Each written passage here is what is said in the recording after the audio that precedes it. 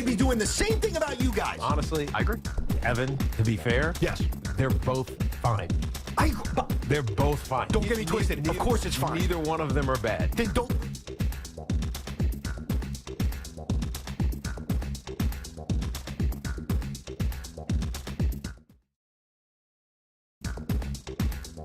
Three minutes, 30 seconds remaining.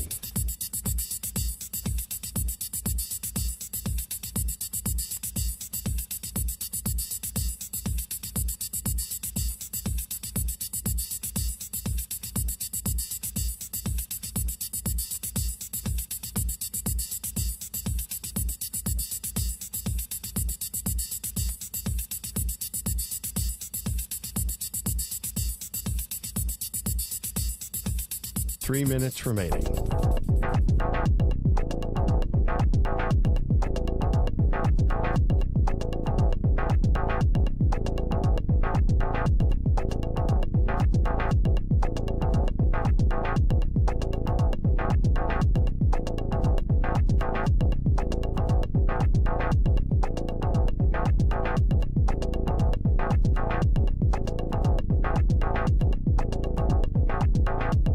Two minutes, 30 seconds remaining.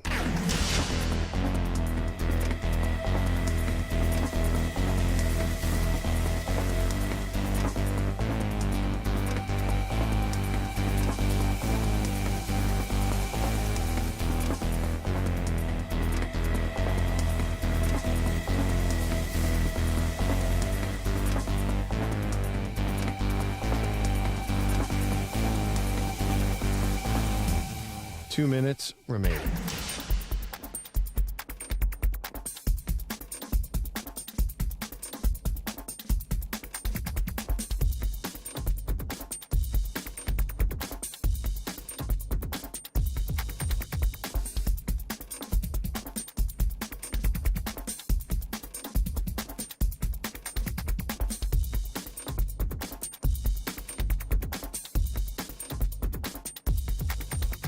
One minute, 30 seconds remaining.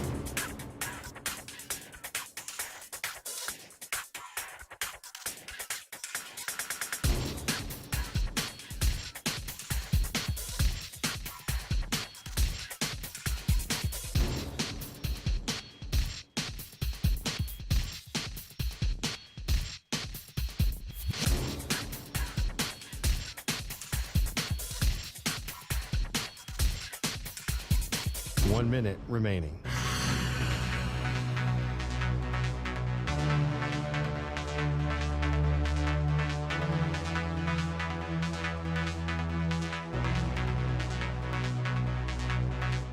Forty-five seconds remaining.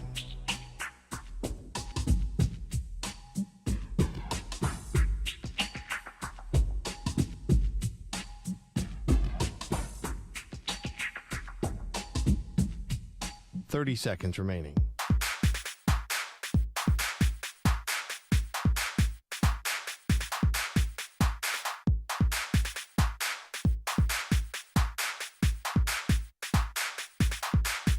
Fifteen seconds.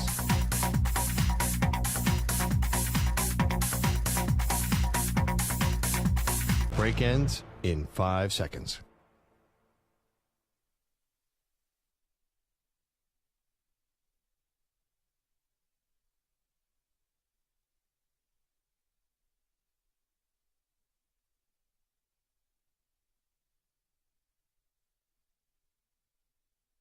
To infinity and beyond. He's live. He's nationwide. This is the Zach Gelb Show.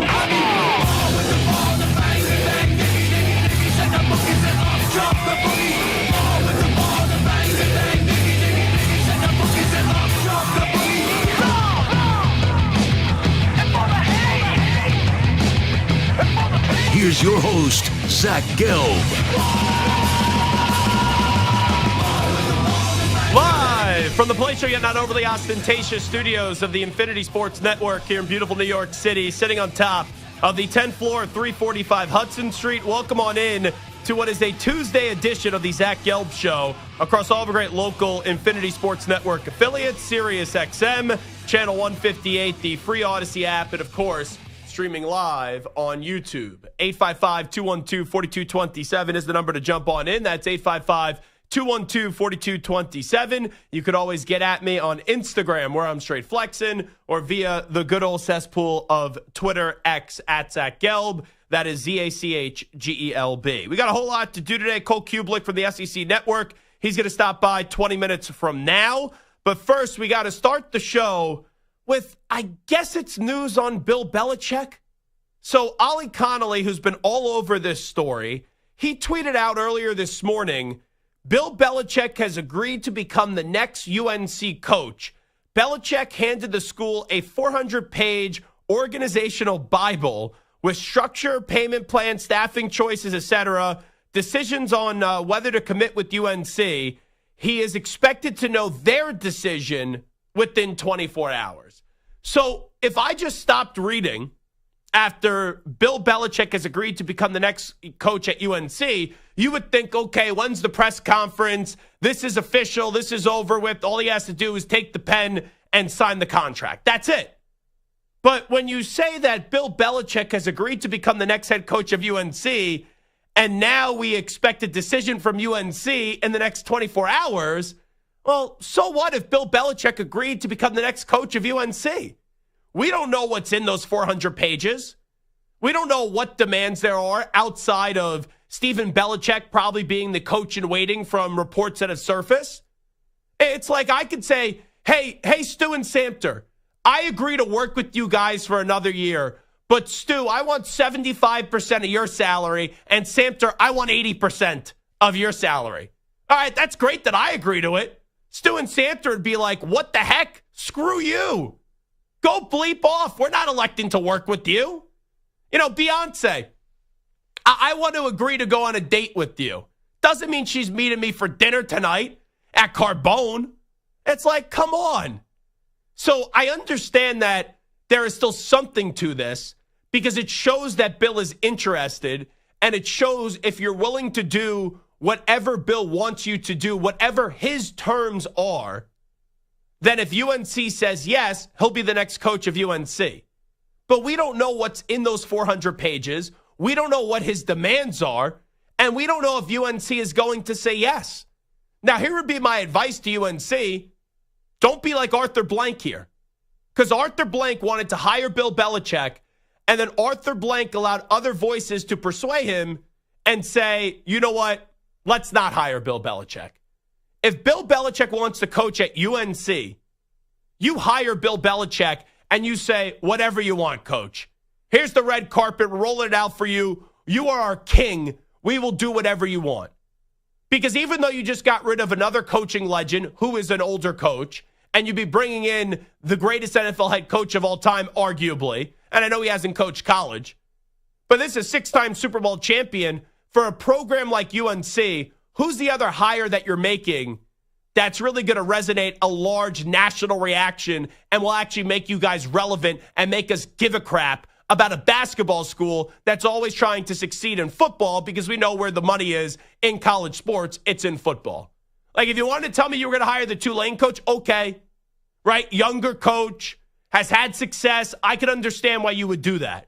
But we just sat here until we realized that Billy Napier wasn't going to get fired at Florida, and then he turned it around. And we were saying for Florida, who would be the job? And that's Florida.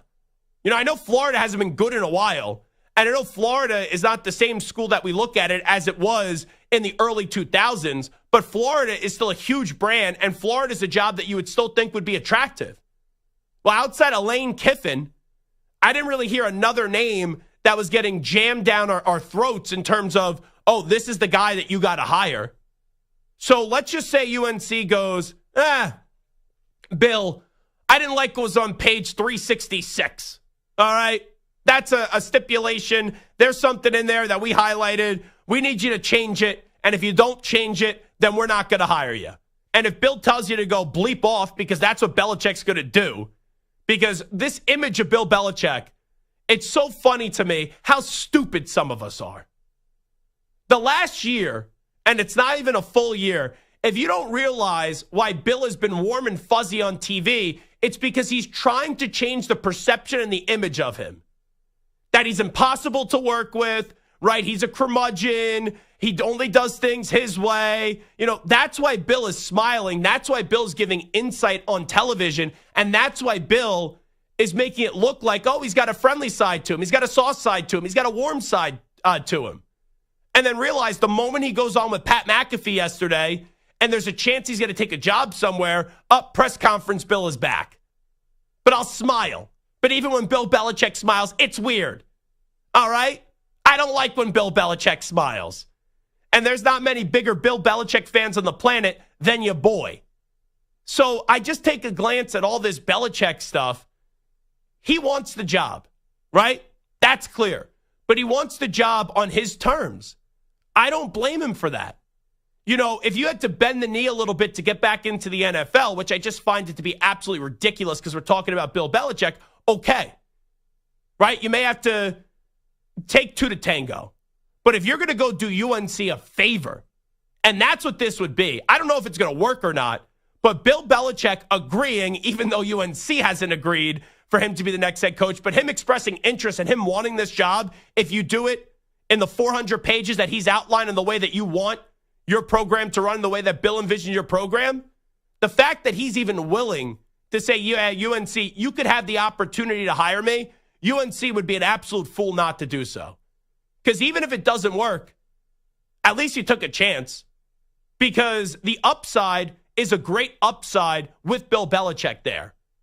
And there's not another name on the market right now that is of interest or is realistic that's going to give UNC a pop.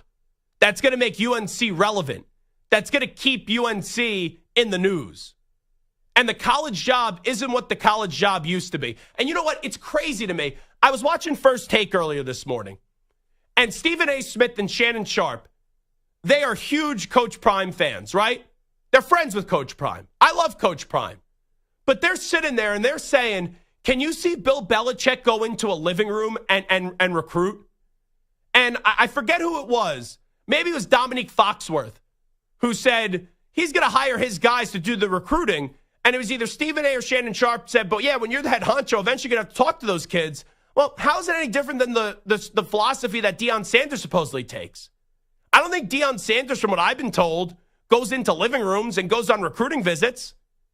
So, you could have kids come to your program and meet with Coach Prime, just like you could have kids come to your program and meet Bill Belichick. And I get it. The personality of Coach Prime runs circles around the personality of Bill Belichick. So, I would imagine when a kid walks into Coach Prime's office, he leaves, even though Deion will tell him not necessarily everything he wants to hear, but he leaves, impressed by Deion Sanders. You could walk into Bill's office, and Bill may not be in a jerk. He just is the way that he acts. And you may leave, and you may be like, oh, this is the coldest dude on the planet. Why the heck would I commit there? But Bill's going to give you everything in an honest way. He's going to shoot you straight. That's what he's going to do. So, assuming this interest is legitimate, which I think it is, it's 400 pages of an organizational Bible, according to Ollie Connolly. And Bill's saying, if you agree to, I was going to say XYZ, but I think it's more A, B, C, D, E, F, G, right? There's a lot here. You can't just say XYZ for 300 pages. If you're willing to do it the Belichick way, then UNC, you have your next football coach. But it seems like there's a lot of voices in this room. Because Bill supposedly already met with the chancellor for 5 hours. I don't think Bill Belichick is meeting with the chancellor for 5 hours if he doesn't really want the job. But he's going to want the job on his terms. And if you're not willing to do everything his way, then don't hire him. But I really do believe UNC would be foolish to not just take a swing at this. And not just say, okay, Bill, we'll bring you in. And guess what? If it doesn't work, you're looking for a new head football coach in 2 to 3 years anyway. But right now, UNC is in a better spot than where they've been. When Larry Fedora was there at the end, it was an unmitigated disaster. Mac Brown came in, and he was a constant bowl team. And I know it changes from year to year now with transfer portal and NIL, but the foundation that Bill is taking over is a solid foundation. And let's remember, last time Bill was a coach, Bill the coach wasn't the problem. It was Bill the GM. And I know now that he's going to have his imprints on everything on the roster, and that's what college coaches do. They're kings, but clearly that still matters to Bill. And Bill could put up this front, oh, I could get back in an NFL job, and I could find a way to talk with people and work with the GM. Baloney. Come on. Even if Bill got the Atlanta Falcons job, Terry Fontenot would have been out of a job by this offseason. They would have worked together for a year. Bill would say, Terry, you're out. I'm the guy here. I'm the leader. But you know what you're getting with Bill. So just because he's done like 6 months of interviews and he's been on with McAfee and he's been on with the Mannings and he's been on the Let's Go podcast and he's doing all these media stuff, don't think the image of Bill Belichick changed. And I don't want the image of Bill Belichick to change. Because a lot of people have dragged Bill Belichick as of late. Oh, he's nothing without Tom Brady. Baloney. Go shove that nonsense. All right, seriously. Bill Belichick, yes, needed Tom Brady. Tom Brady also needed Bill Belichick. And I've been someone for years that said Brady was more important than Belichick. But they don't win 6 Super Bowls on their own. They don't. And I know that Brady won without Belichick. But this idea that Belichick has just ride on the coattails of Tom Brady, give me a break. What, did you not watch football in 2001, 2003, 2004? Did you not watch the last Super Bowl that they won together? Sure, Brady was electric in the AFC Championship game. In the Super Bowl, though, they scored like 13 points, I think. And the great Sean McVay could only put up 3 points with his offense up against Bill freaking Belichick. So let's not forget who Bill Belichick is. And that's an important part. Bill Belichick is the same dude that he's always been. And UNC, you're getting an opportunity for Bill Belichick to coach your program. If you do it his way, if you agree to his terms. So I'm kind of laughing at the wording of this. That Bill Belichick has agreed to become the next head coach of UNC. If they're willing to do everything that he wants, pretty much. Because he's expected to know their decision, according to Ollie Connolly, within the next 24 hours. So agreement used in a little misleading way. Now, Jordan Schultz, just to give you another voice. As of right now, there is no agreement between Bill Belichick and the University of North Carolina per multiple sources. Both sides have remained in contact and will continue to talk. Very fluid, one source said. So I think that there's a mixture of the same report. I do. I think it's a mix of, hey, Bill Belichick, he wants the job. Now the ball is in UNC's court. We'll see if they're going to agree to what Bill wants to run this program. And if they do, then Bill will be the next head coach of the UNC Tar Heels. And at first, I thought this was just Bill kind of putting out a flare signal to see who behind the scenes, whether it was the Jaguars, other jobs that could potentially open, the Giants, Chicago, the Saints, like whoever it was, who would say, hey, Bill, if you wait, we'll take a chance on you. We'll bring you in. But clearly that hasn't happened, which is stupid on those organizations. And that's why incompetent organizations will continue to be incompetent. And Bill wants to coach. So I can respect Bill if he wants to go and be the head football coach of UNC. And Bill's a weird dude. You tell Bill Belichick, hey, turn left. Bill Belichick's going to turn right. And he's going to make you believe that turning right is right when you're telling him, no, turning left is the right way. So I could say I am shocked. I would say I'm surprised by this. This is not what I envisioned in Bill Belichick's return. But I'm kind of believing one of two things will happen. One, UNC will get their damn act together and they'll say yes. Or two, there's going to be some dope on the board of trustees that's going to be walking around thinking he's got the biggest you-know-what. And he's going to say, no, I don't like a coach telling me what to do. And guess what? UNC football will be irrelevant. Because whoever they're going to hire is not going to be Bill Belichick. If Bill really wants the job, you do whatever he wants. This is Bill going to the NFL. Okay, maybe you have a little pushback. But Bill Belichick wanting to go to college, what dopey board of trustee member is going to tell Bill Belichick what to do? And what leg does he have to stand on to tell Bill Belichick what he wants to do? So if I'm UNC, you know what I would advise UNC to do? Bill, thank you for your 400 pages. We believe in everything you're about. We don't question anything about you. We're going to hire you, and we're going to take a chance on Bill Belichick. Because if you say no, where are you going, UNC? And what's the hire that you're going to make that provides a big national splash and makes people start to believe in UNC football? This makes you relevant. You go hire some other slap, coach, right? You go get like the D-list head coaches now. Let's be real. We are late in this process. You've already had some coaches say no. The Tulane coach is going to stay at Tulane. Where else are you going? For Florida. When we thought Florida was going to be open. Oh, maybe Lane Kiffin. And if not Lane Kiffin, it was Humana. You're UNC. One of the greatest coaches, if not the greatest coach of all time, wants to come coach your school. I don't care what his writers are. I don't care what his demands are. You say yes. Because what's the alternative? You go get like the offensive coordinator at some no-name school? Come on. Hire Bill Belichick, UNC. Do whatever he wants. We'll talk to Cole Cubelic next. It is the Zach Gelb Show on the Infinity Sports Network. You're in a 5-minute break.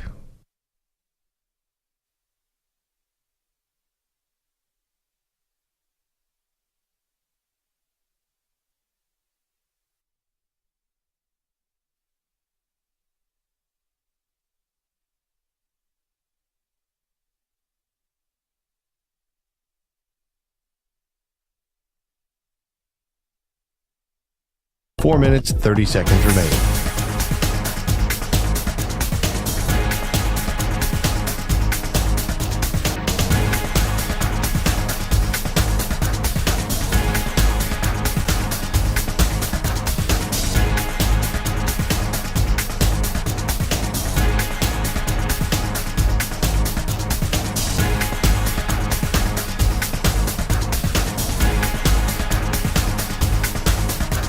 Four minutes remaining.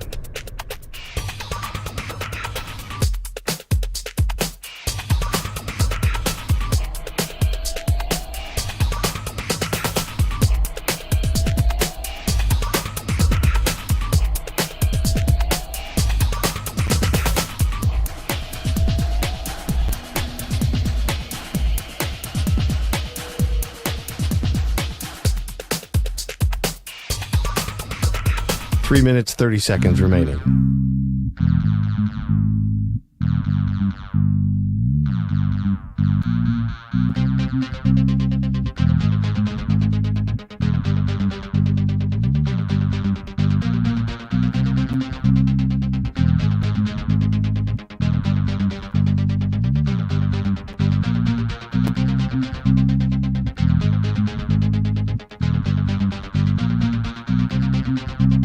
Three minutes remaining.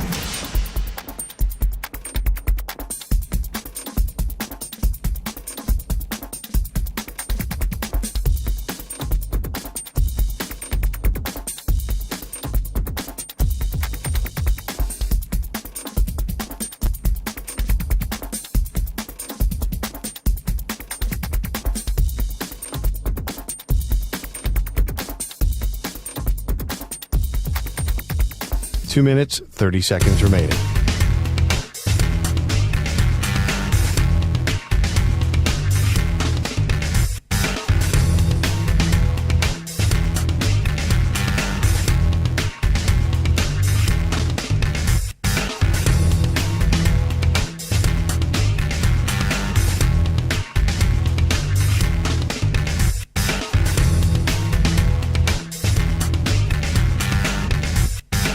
Two minutes remaining.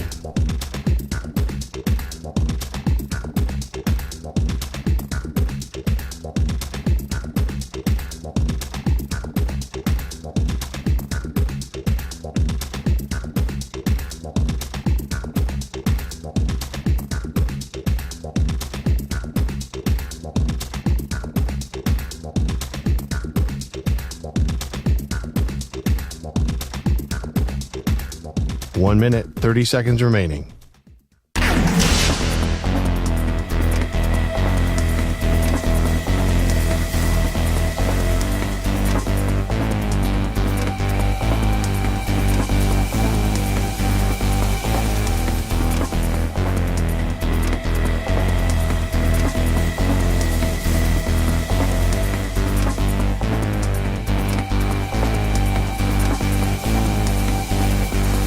One minute remaining.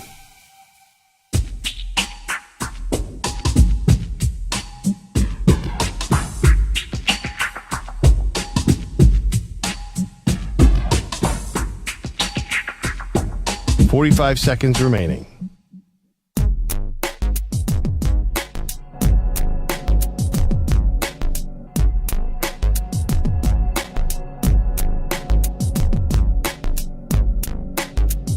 30 seconds remaining.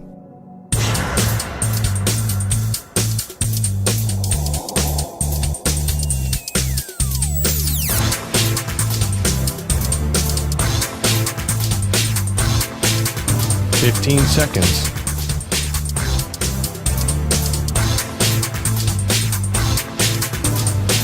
Break ends in 5 seconds.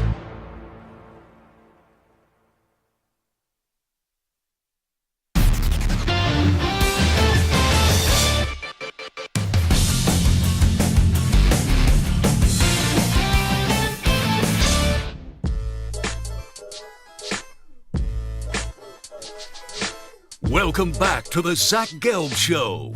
All right, it is the Zach Gelb Show on a Tuesday on the Infinity Sports Network. Cole Cubelic does a great job on Jocks FM with Greg McElroy. Also, you can check him out, the SEC Network, and he's kind enough to join us right now. Cole, how you been, my friend?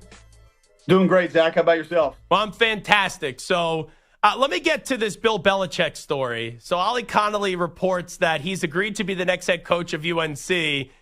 Basically, I took it as Bill gave him 400 pages. If they agree to those terms the way Bill wants to run the program, then he'll be their next head coach. What do you kind of think if UNC does say yes and they elect to hand their football program over to the great Bill Belichick? I have questions about it. I would not be super confident that it's just going to immediately work. I have always felt like North Carolina was a sleeping giant in the college football world, but very rarely has it been awakened. And I think really you could probably say half the times that it has, Mac Brown's been responsible. And for him to not be able to consistently get it to go now in today's landscape makes me really doubtful that somebody that hasn't been a part of that's going to come in and be able to pull that off. Nothing against Coach Belichick and nothing against what he thinks he's capable of, but there are a lot of good college coaches right now that are not able to consistently win at the rate that their schools want them to. So to come into it and think that you're just going to be able to figure it out. I heard him on McAfee's show the other day, and he's, oh, yeah, salary cap, it's similar to what, my friends tell me now to the NFL. And it's just like, no, it's not anything close to that. It's totally different with so much going on from so many different angles. I mean, just look at the amount of guys in the portal the last 2 days and trying to keep up with that and try to manage that, which, by the way, we've already had the early signing day. That's already taken place. And the traditional one is still 2 months away, but not many people are going to sign on that day.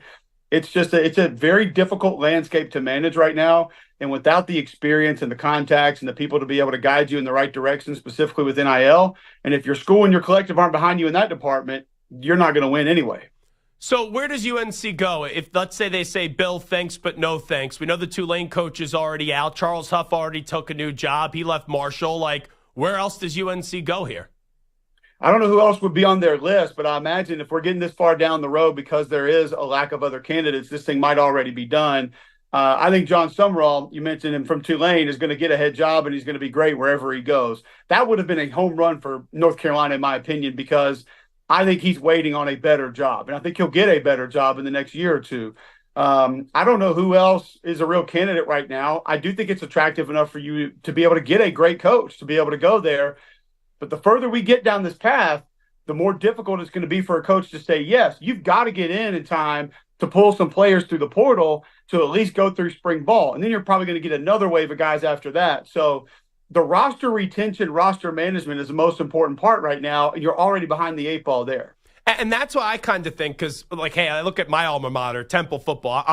They already got a new coach in Casey Keeler. So the fact that UNC hasn't made a move yet, I kind of think they have to hire Belichick at this rate. Because, even Florida, when we thought Billy Napier was going to potentially get canned, before he saved that ship, it was like, okay, Lane Kiffin's the guy, but if you can't get Lane Kiffin, no one really gave me a new name. I know there's a lot of good young coaches, but, man, it doesn't seem like this has been a real active cycle in terms of people wanting to jump ship. I think the unknown with this court proceeding and what that ruling is going to look like, the future of NIL, revenue sharing, conference realignment may still be down the road. I think with all these unknowns, Zach, a lot of schools that we thought were going to make a move this offseason are saying, you know what, we're just going to wait and we're going to see how things play out and see where we stand, because I still think a lot of schools fiscally are not where they think they're going to need to be, even when the revenue sharing comes. And I've talked to multiple administrators at multiple schools that are making changes right now inside the athletic department, from a personnel standpoint, from a salary standpoint, just trying to get ready for when that day does come, because a lot of them aren't sure they're going to be ready to be able to dole out that kind of money that I think a lot of the schools are going to command. Coach Cubelic here with us. So we know that Charles Huff was on that final year at Marshall. He wins the conference, then goes to a team in conference that had one win this year in Southern Miss. I thought he was going to get a much bigger job with the job that he's done at Marshall. What the heck happened there? Well, I think there have been some things happening behind the scenes there for a while. I mean, that's a school where we've seen the government get involved with certain things. So that I can imagine that if politics are involved in some of the, I guess, who says what and who does what behind the scenes, you probably want no part of that. You know, Southern Miss is a proud tradition, not so much recently, but they have been a solid football program at times. The recruiting base is obviously going to be great. And if they have some sort of NIL lined up, some sort of collective lined up where they can present that to them and say, hey, you can come back down to the South. You know this territory. You've been here. Financially, this is what we're going to have for our players to be able to lay out. It might look like an attractive job to them, but it feels more to me like this was, I need to get out of here, as opposed to I really want to go there. Cole Cubelic here with us. All right, we've had a few days to process it. Alabama, I don't think they got screwed. I don't really think any team could say they got screwed if you can't do enough to make it obvious that you belong in a 12-team format. But how do you process it a few days later, Alabama not getting in and SMU doing so? Yeah, I just don't think anybody's in a position to be extremely angry. If we wanted to have a conversation about what Alabama did and some of the wins that they had, and that could have potentially propelled them into the playoff, I'd be fine having that conversation. Sure. You know, you beat Georgia, it's a great win. You do some other good things on the field, it's a fantastic season, but it's not head and shoulders above everybody else in contention. If we're looking at ceiling of teams to maybe get in this playoff and go win it, of the teams that we were talking about, that'd probably be Alabama. Team with the most talent, team most dangerous any Saturday, probably be Ole Miss. Don't get beat by a 4-win Kentucky team at home. Bottom line, I mean, that's it. Finish the other games that you had an opportunity to take, which you weren't able to close off. Great win against Georgia. It's awesome. It's fantastic. But some of the others, they're unacceptable. South Carolina, probably the hottest team of all those teams right now. Probably playing the best football right now. But you go back and look at some of the things that happened across the course of the season. Tough to be able to say with the head-to-head that they're going to be able to find their way in. So I think when you do that little round robin, and when you take into consideration what this is not the 12 best teams. This is a quasi-invitational tournament. SMU did more under the qualifications required by the committee. That's what they've talked about all year. It's what they've wanted. And I do think that there was a little bit of get out of jail free card with them to say, we don't have to mess with the SEC stuff if we just put SMU in, and they just showed what they can do against the ACC champions, had a heck of a season. I do think SMU has a better resume than people give them credit for. I know what the metrics are, the strengths of schedule. I don't really do all the data points. I could kind of care less. Well, because you watch the games and you do it off the field, you know, not just how the win ages to be. Like, for example, when Alabama played South Carolina, I remember watching that game. We didn't walk away feeling great about Alabama, but South Carolina went on a run where it aged out to be a really good 2-point victory. Absolutely. They look great there. And even the people will tell you the scoreboard, I think it was 24-7, Ole Miss beat South Carolina. When you watch that film, it wasn't some sort of a physical beatdown. It was a DB falling down for an 80-yard reception, a couple of mistakes made by South Carolina players offensively. So I think there's a case for all of them. We signed up for this. All these schools signed up for this. You allowed it to go to the judges. And Dana White always says, never let it go to the judges. You did, therefore you don't have any gripes. No, 100%. Cole Cubelic here with us. Okay, so Oregon or the field to win the Natty? Who would you go with? I would take the field because I'm taking Georgia to win the national championship. I took them before the season. I'm not going to go away from it now. If it is Gunnar Stockton, I think it could be a little bit more difficult, but I do think they have enough weapons around him, and he has a little bit more mobility and toughness to potentially be able to build around. And I love their path. I mean, if you're talking path here, Georgia's got to be your team. If that's when you go into one of these tournaments, whether it's NCAA tournament or this tournament, whatever, and you strictly look at path, Georgia's that team, Zach. I mean, you're talking about you could potentially get SMU or Boise in the second round. You're going to get Indiana or Notre Dame, who I think you match up very well with both of those teams in your first game. Now, you'll probably have to play Oregon for a national title, maybe Texas again for a national title, but I don't feel like Georgia's going to get run off the field by any of those teams. So I would take the field because I do think Texas has a chance. I think if Tennessee got hot, they could do it. I think if Ohio State played mistake-free football, they had the opportunity to be able to go do it. But I would probably take the field there. Well, who would the team be if you take the bye teams out of it and you just go seeds 5 through 12? Who is the team seeds 5 through 12 to win it all that you have the most confidence in? I think it's Tennessee because they have a defensive line that can be dominant, and it's not just on the edges. Everybody knows about James Pierce. Jonathan Joseph's on the other end. He can be a terror also. But inside, they're as frightening as any team in college football, and they go about 7 deep at defensive tackle. And I'm talking behemoths that can come in that there's just not a lot you can do about. They went to this offseason with the main emphasis of becoming more physical with bigger personnel and being able to win different style fights. They've done that a few times this year. They've been in some closer games where they had to grind out some yards, and they've done it. I think Dylan Sampson, a top 3 running back in college football. They have dynamic receivers and a quarterback who has gotten off to some slow starts in Nico Iamaleava. But when he gets going, he throws a beautiful ball. He's got a little bit of extra mobility that I think they can still add to if they want to this postseason. So I would go Tennessee, and they can get a little sloppy up front on the offensive line. Nico's been a little bit erratic at times. Those things would have to clean themselves up, but that would be the team that I think they just have more people at more positions that can take over a game. Ohio State, their running backs can take over a game. Edge rushers can take over a game. One receiver can take over a game.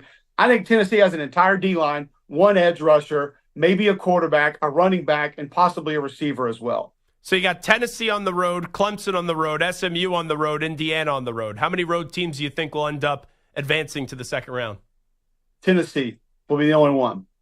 Okay. I like Notre Dame at home. I know their D-line's been a little bit dinged up.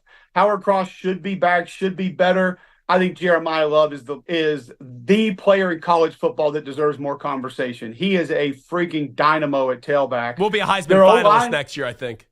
I think so. I'm right there with you. I mean, he's just incredible. The O-line is physical. They play pretty good football most of the time. They can get a little sporadic and get off their fundamentals, but I think with a dual threat quarterback that you can go +1 in the run game, you have a chance to cause some problems. I think they match up well with Indiana in the RPO game, but I like Indiana's skill too now. And I think Indiana plays as hard as anybody in the trenches, so that's going to be a tough matchup, but I'll give Notre Dame the advantage at home. And I just think Texas will overwhelm Clemson. Too much speed, too much athleticism on the perimeter. And the Texas D-line is just friggin' nasty. Georgia could not find anything between the tackles against that group. They had to go off tackle and begin to bounce some a little bit later. But I don't see how Clemson's going to go to Austin and win that game. On the way out with Cole Cubelic, I'm with you. I look at Texas. I look at Penn State. I think they beat Clemson. I think they beat SMU. With that being said, I think one of those teams are going to get – I don't know which one, but I think one of those teams are going to get picked off by either Arizona State or Boise State just because I look at Texas, I look at Penn State, and I know there hasn't been that many great teams this year. Texas' best win is what, A&M. Penn State's best win is what, USC. For them to get 5 and 6, it doesn't feel like they're the 5th and 6th best team in the country to me. No, I agree. But I also agree with you on either Arizona State or Boise will advance. And I think the main reason for that is those two teams, a lot of people would say those teams are similar in that they're one-dimensional. I think they're similar in when you watch them play football, it is a bunch of freaking assassins on defense, number one. And even when they're wrong in the run game, they can autocorrect and make themselves right based on the back and the system that they utilize. Both have quarterbacks that can make up for some mistakes. I would probably lean Arizona State there. They feel like they have a little bit more of the it factor collectively this season. I would not be surprised at all if Arizona State advances. Just they seem like that team that just they figure out ways to win games. And that's, to me, some people would say that's luck. I don't believe in luck in football. I think that's just being a good football team and understanding how to win. Like you take a team like Auburn this year, they found ways to lose. Some teams do that. Other teams find ways to win. I think Arizona State's one of those teams. It's been pretty obvious. Last thing I'll ask you, Cole Cubelic, for the last few weeks, it was either going to be Travis Hunter or Ashton Genty winning the Heisman Trophy on Saturday night. Who's going to win this award? I love Ashton Genty. He is as fun to watch as any player, specifically running back in the last maybe 10, 15 years. Travis Hunter is the best football player in America. If he's not, Tyler Warren is, and Tyler Warren's not going to be there, so he's not going to get it. But Travis Hunter, if it's the most outstanding player, that's what it says on the plaque, Travis Hunter gets the trophy. Who's been the most outstanding coach this year, in your opinion? That is not a fair question, and I'm mad at you for asking that question because it could easily be Signetti. It could easily be Barry Odom. I mean, we could go across the board with different guys in different places with what they've been able to do. We did our Home Depot vote for National Coach of the Year last week. And I mean, I sat there and was in a sweat over that thing. There's so many coaches that have done an amazing job this year. I think this is actually one of, if not the best coaching job Kirby Smart has done, to be able to have his team here with the schedule they played. That thing was ridiculous.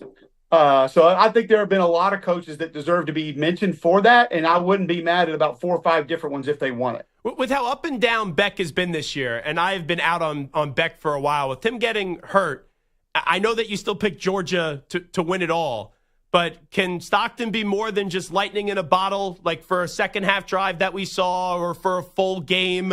I know they have the bye, but can he do enough? I know you think he could win it all, but why can he do enough to continue to win it all? Well, first off, they did it with Stetson Bennett, who turned into a great college quarterback, but wasn't when he took over that job. Keep in mind, he transferred to go back to junior college when he was at Georgia the first time around. Gunnar Stockton is a 4, almost 5-star recruit. I actually had one of his games in high school. I talked to his coaches about him. They raved about his toughness, his competitiveness, his leadership. And I was on the field doing the alternate cast there for that game, Zach. There was this energy that just started to just grow on the Georgia sideline when they kind of finally found out he was going in after they came out for warmups. And you just saw guys start bouncing around, patting him on the rear end, patting him on the helmet. Like, Georgia's bench was different after they knew he was going to be the guy. And certain teams have that kid that's maybe a little bit less athletic, maybe not enough experience, but everybody on the team, because they're a good guy and they do the right things and they try hard, is always just thinking to themselves, man, I wish so-and-so would get a shot. Man, I hope so-and-so go out there and balls out. And I think that he's one of those guys on that team. You could just tell they reacted to him. He's got big-time mobility. He's got good speed. He's tough. He's physical. I mean, hell, look at the hit he took. And he popped right back up, even though I think he was concussed. Yeah. And I think he's got a good enough arm to be able to win. Bobo's done a good job of making those quarterbacks' lives easy. When they play within the system, they've been fine. It's when Carson Beck tries to play hero ball and force the ball into these little keyholes, thinking he can complete any pass on the field, that's when they've gotten in trouble. Now, the one pass that he had when he's rolling out a little bit, that's egregious. We can't have those. And I think he was trying to throw that away, and maybe it slipped a little bit. But I think he's got enough to help Georgia go win a national championship. It's just the experience he doesn't have. He's Cole Cubelic, does a great job on Jocks FM each and every morning, also on the SEC Network. Cole, we appreciate the time as always. Thank you, Zach. Good joining you. Yep, thank you as well. There he is, Cole Cubelic, one of the more entertaining voices in all of college football. We'll take a break. We'll do a little Superstar Shoutouts next. We'll highlight a player in the NFL, highlight a coach in the NFL, and do the same in college football as well. Update time first. Here he is, El Capitan, Marco Belletti. Infinity Sports Network Sports Flash. Zach, we're sponsored by Progressive Insurance. Protect your family, your phone, and your furry friends with life, electronic device, and pet health insurance. Eagles stumbled down the stretch last season, watched the 10-1 start dwindle to an 11-6 finish and a first-round ouster in the playoffs. Now Philly once again riding high, 11-2, having won 9 straight, but there appears to be some tension in the room. A.J. Brown, Jalen Hurts reportedly not seeing eye to eye, with Brandon Graham flaming the fire with some comments made on WIP in Philly on Monday. Head coach Nick Sirianni doesn't buy it's like last year. This courtesy of WIP in Philly as well. You can look at what you see in 1 week, but I'm looking at the big picture. And, again, I see it as everybody wants to get better. I know there's room for an interpretation based off of some comments, but I can only go judge them based off of the things that I see on a daily basis. Now, also reports of traction for Bill Belichick becoming the next head coach at North Carolina. However, still some hurdles that need to be met before anything could be finalized. 6-time Super Bowl winner has never coached in the college game. Elsewhere, Michigan defensive tackle Mason Graham is declared for the NFL draft. Graham being looked at as a possible top 5 pick. I'm Marco Belletti. This is the Infinity Sports Network. Follow us on X. Our handle is INF Sports Network. That's INF Sports Network on X.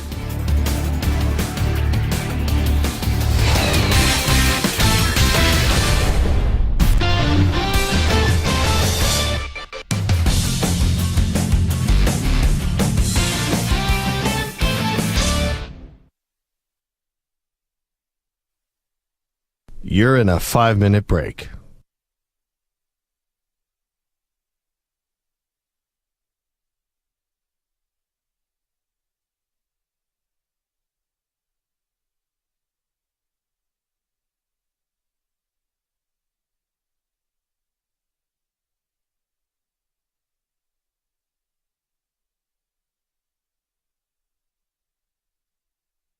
4 minutes, 30 seconds remaining.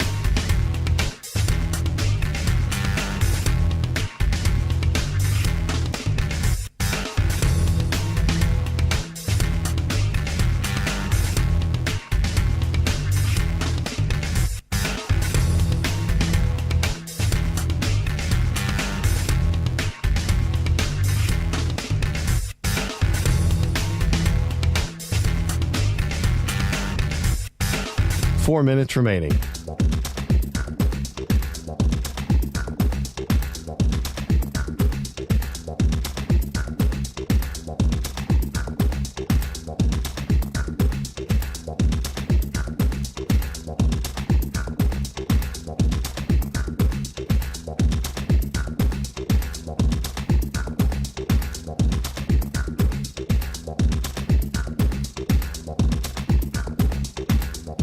Three minutes, 30 seconds remaining.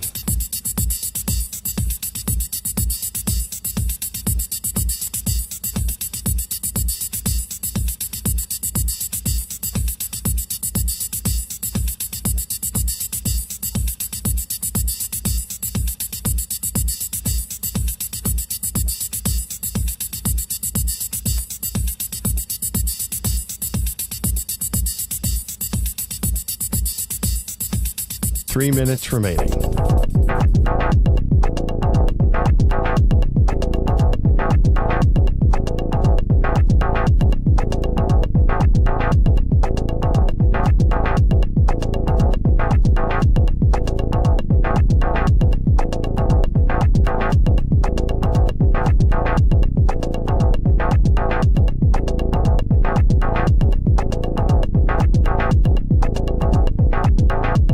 Two minutes, 30 seconds remaining.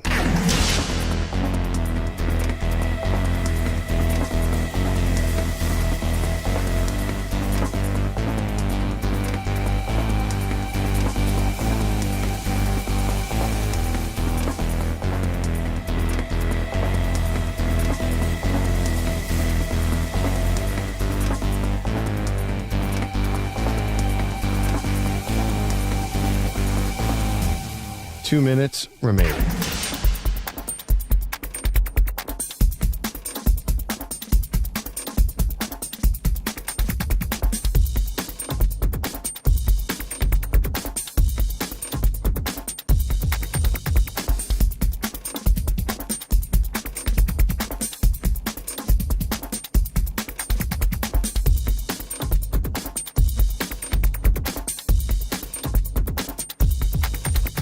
One minute, 30 seconds remaining.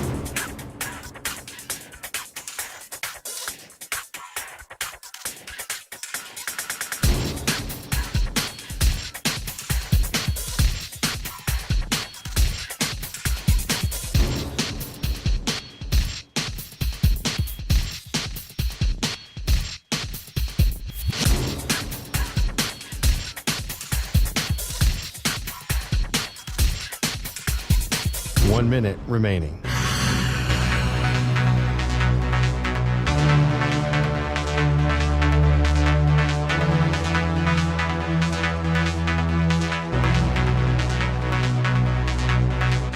Forty-five seconds remaining.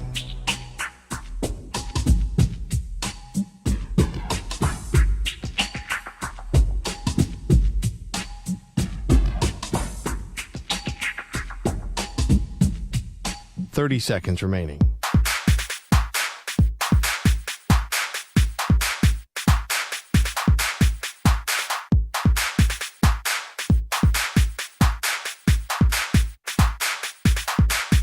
Fifteen seconds.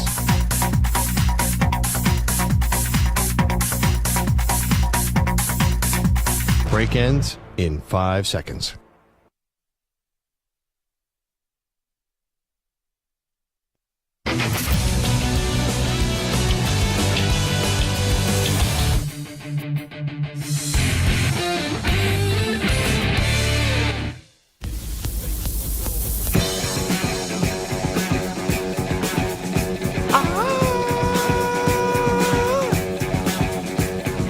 Listening to the Zach Gelb Show on the Infinity Sports Network. I didn't know if my voice was going to be able to do that today. as I'm still getting the voice back to 100%. Dug deep for that one. I should get a superstar shout-out if I'm being honest. We'll get to that in just a second. The Defensive Player of the Week is sponsored by the Navy Federal Credit Union, who proudly serves the Armed Forces, DoD veterans, and their families and members of the mission. Learn more at NavyFederal.org. This week's player is Steelers defensive lineman Cam Hayward. In Sunday's win over the Browns, Hayward had 5 tackles and 2 sacks. He now has 8 sacks on the season and 88.5 sacks in his career. My grandfather, who is 97 years old, he was a dentist. When Cam Hayward's father had an accident, Ironhead Hayward, my grandfather did the dental work after his big famous accident that he did suffer. And I met Cam one year at the Super Bowl and told him that, and we had a good laugh over it, and we had a good conversation about it. So always a big fan of Cam Hayward. Anyway, let's get to some superstar shout-outs. Another week in the books. Who stood out on the gridiron? We give you our superstar shout-outs right here on the Zach Gelb Show. I'll tell you tomorrow, Stu, you're not privy to this information. Hickey's going to be obnoxious when he joins us in the studio. Very obnoxious. Yeah. He is, after telling us all year long he was not going to take the bait with Penn State, he just told me in the newsroom that he thinks Penn State's going to the national championship game. Yeah. Your biggest win of the season's USC. So, let me tell you something. If I could have one wish for the rest of the sports year, so from now on December 10th to next year December 10th, it's going to be Penn State in the second round losing to Boise State. Oh, boy, how fun would that be? That would be awesome. All righty, let's get to the superstar shoutouts. We'll start with college. How about that Tez Johnson up against Penn State? You know, that's why I call them Participation State University. Everyone's patting Penn State on the head. Oh, they kept it within 8 points of Oregon. Great job. You know, come on. What are we doing? But the reason why that game went Oregon's way was because of Tez Johnson. 11 catches for 181 yards and a touchdown as Oregon in their first year in the Big Ten shows Penn State how it's done as Oregon wins the Big Ten championship. So my player shout-out this week in college, Tez Johnson. Stu? All right, for my player, I would go with another skilled position player, another wide receiver, and that is Clemson's wide receiver, Bryant Wesco Jr., and in their win over SMU, their must-win game, he had 8 catches, 143 yards, and 2 receiving touchdowns. Also going to give a shout-out to Cam Scadaboo. We'll do an additional one this week. You know, that game up against Iowa State, I know Levitt had 4 touchdowns, but he had 16 carries for 170 rushing yards, 2 rushing touchdowns, and had 2 receptions for 38 yards and another touchdown. He's just been unbelievable with Arizona State, and that leads me to my shout-out for my coach. That's Kenny Dillingham.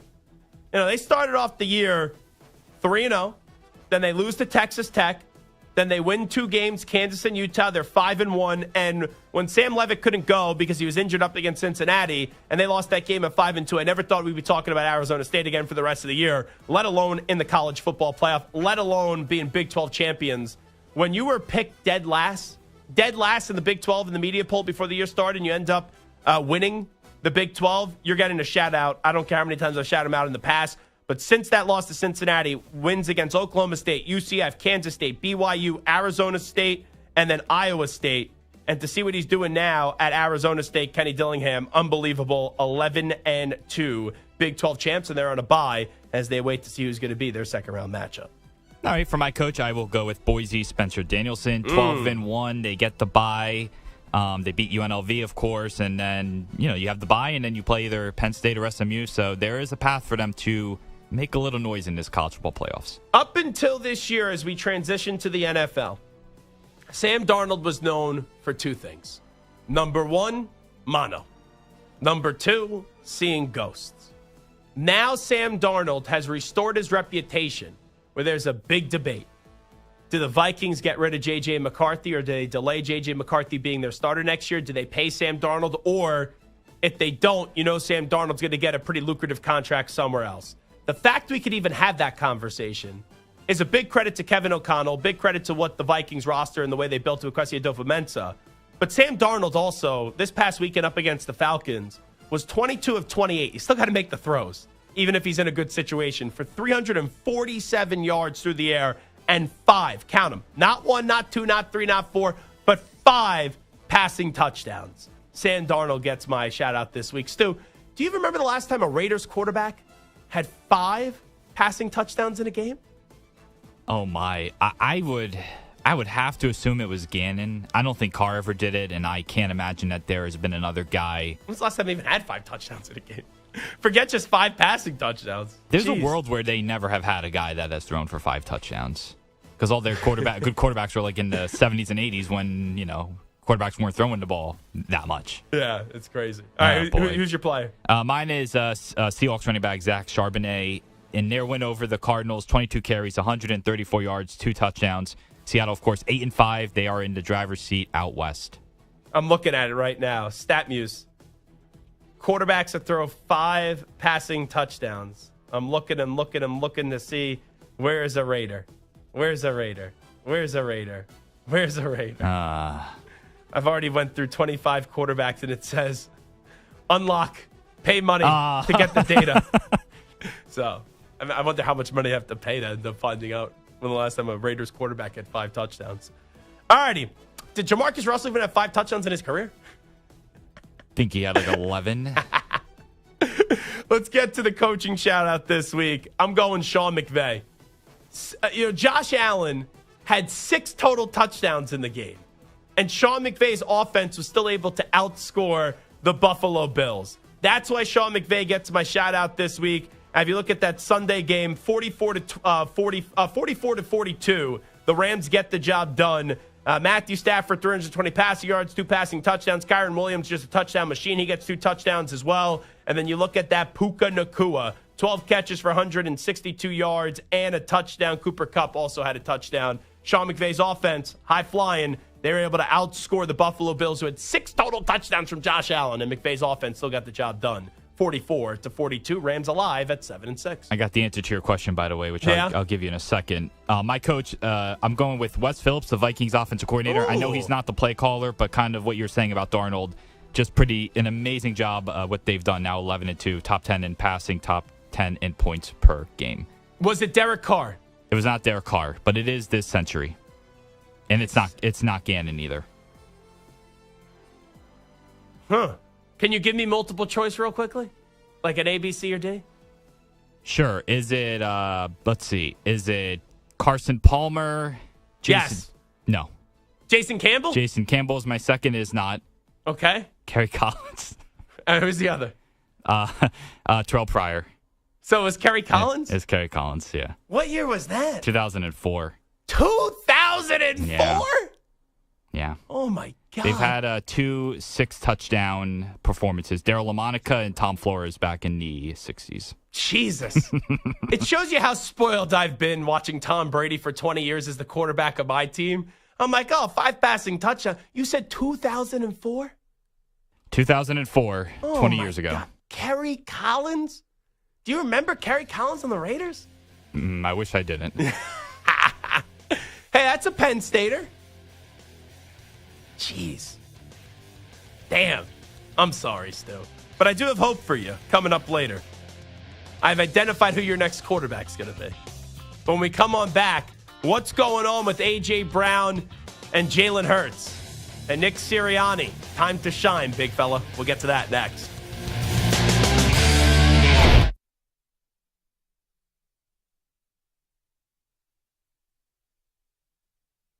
You're in a 5-minute break.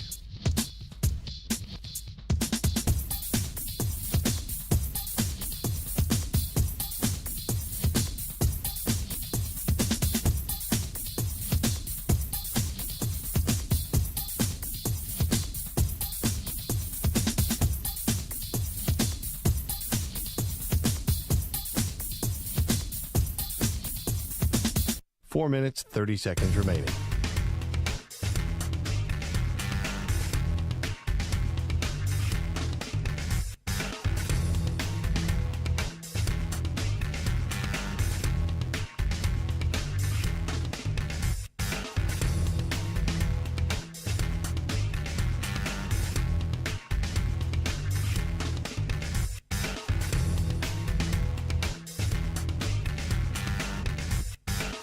4 minutes remaining.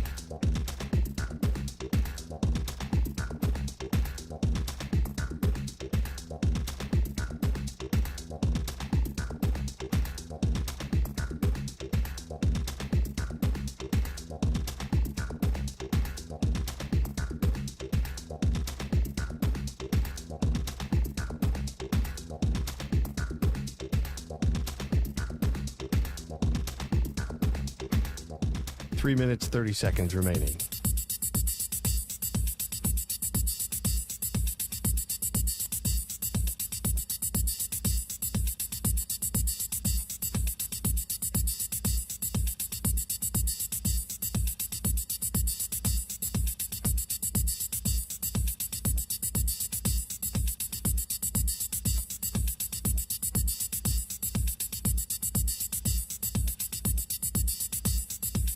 Three minutes remaining.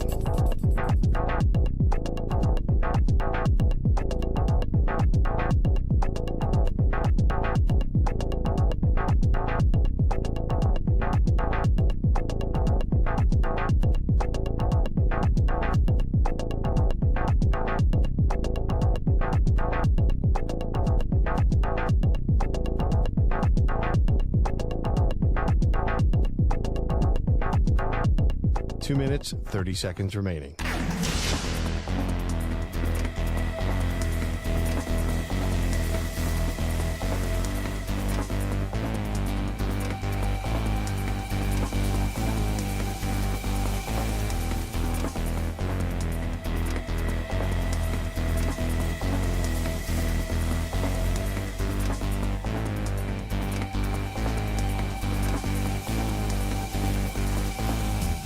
Two minutes remaining.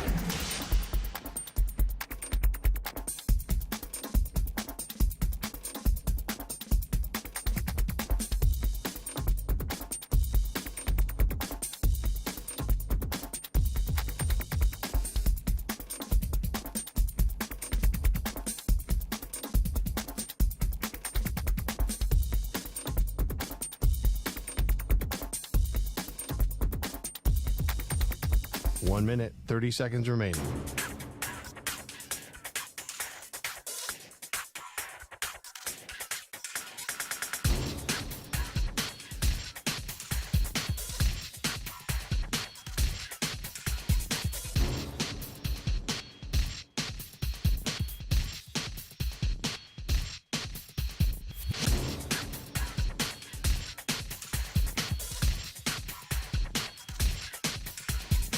One minute remaining.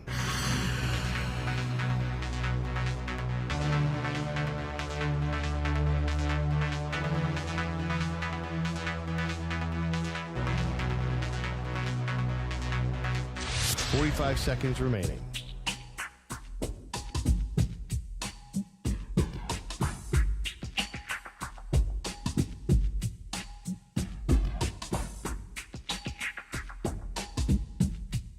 .30 seconds remaining.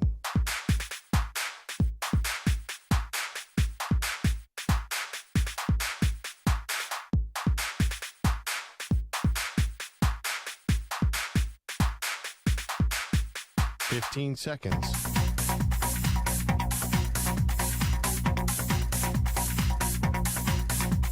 Break ends in 5 seconds.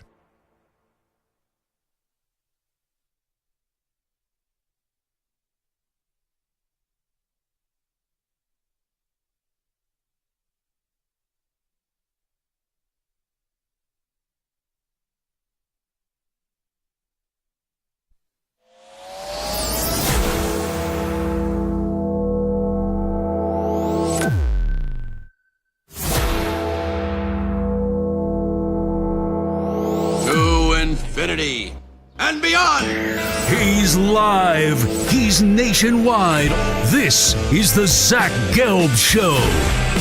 You know, I usually wouldn't start the top of an hour of a show, like of a segment, going right to a caller. But I looked at my call screener, and I saw the callers that we had up at 855-212-4227, 855-212-4227. And I did a double take at one name because I've been waiting.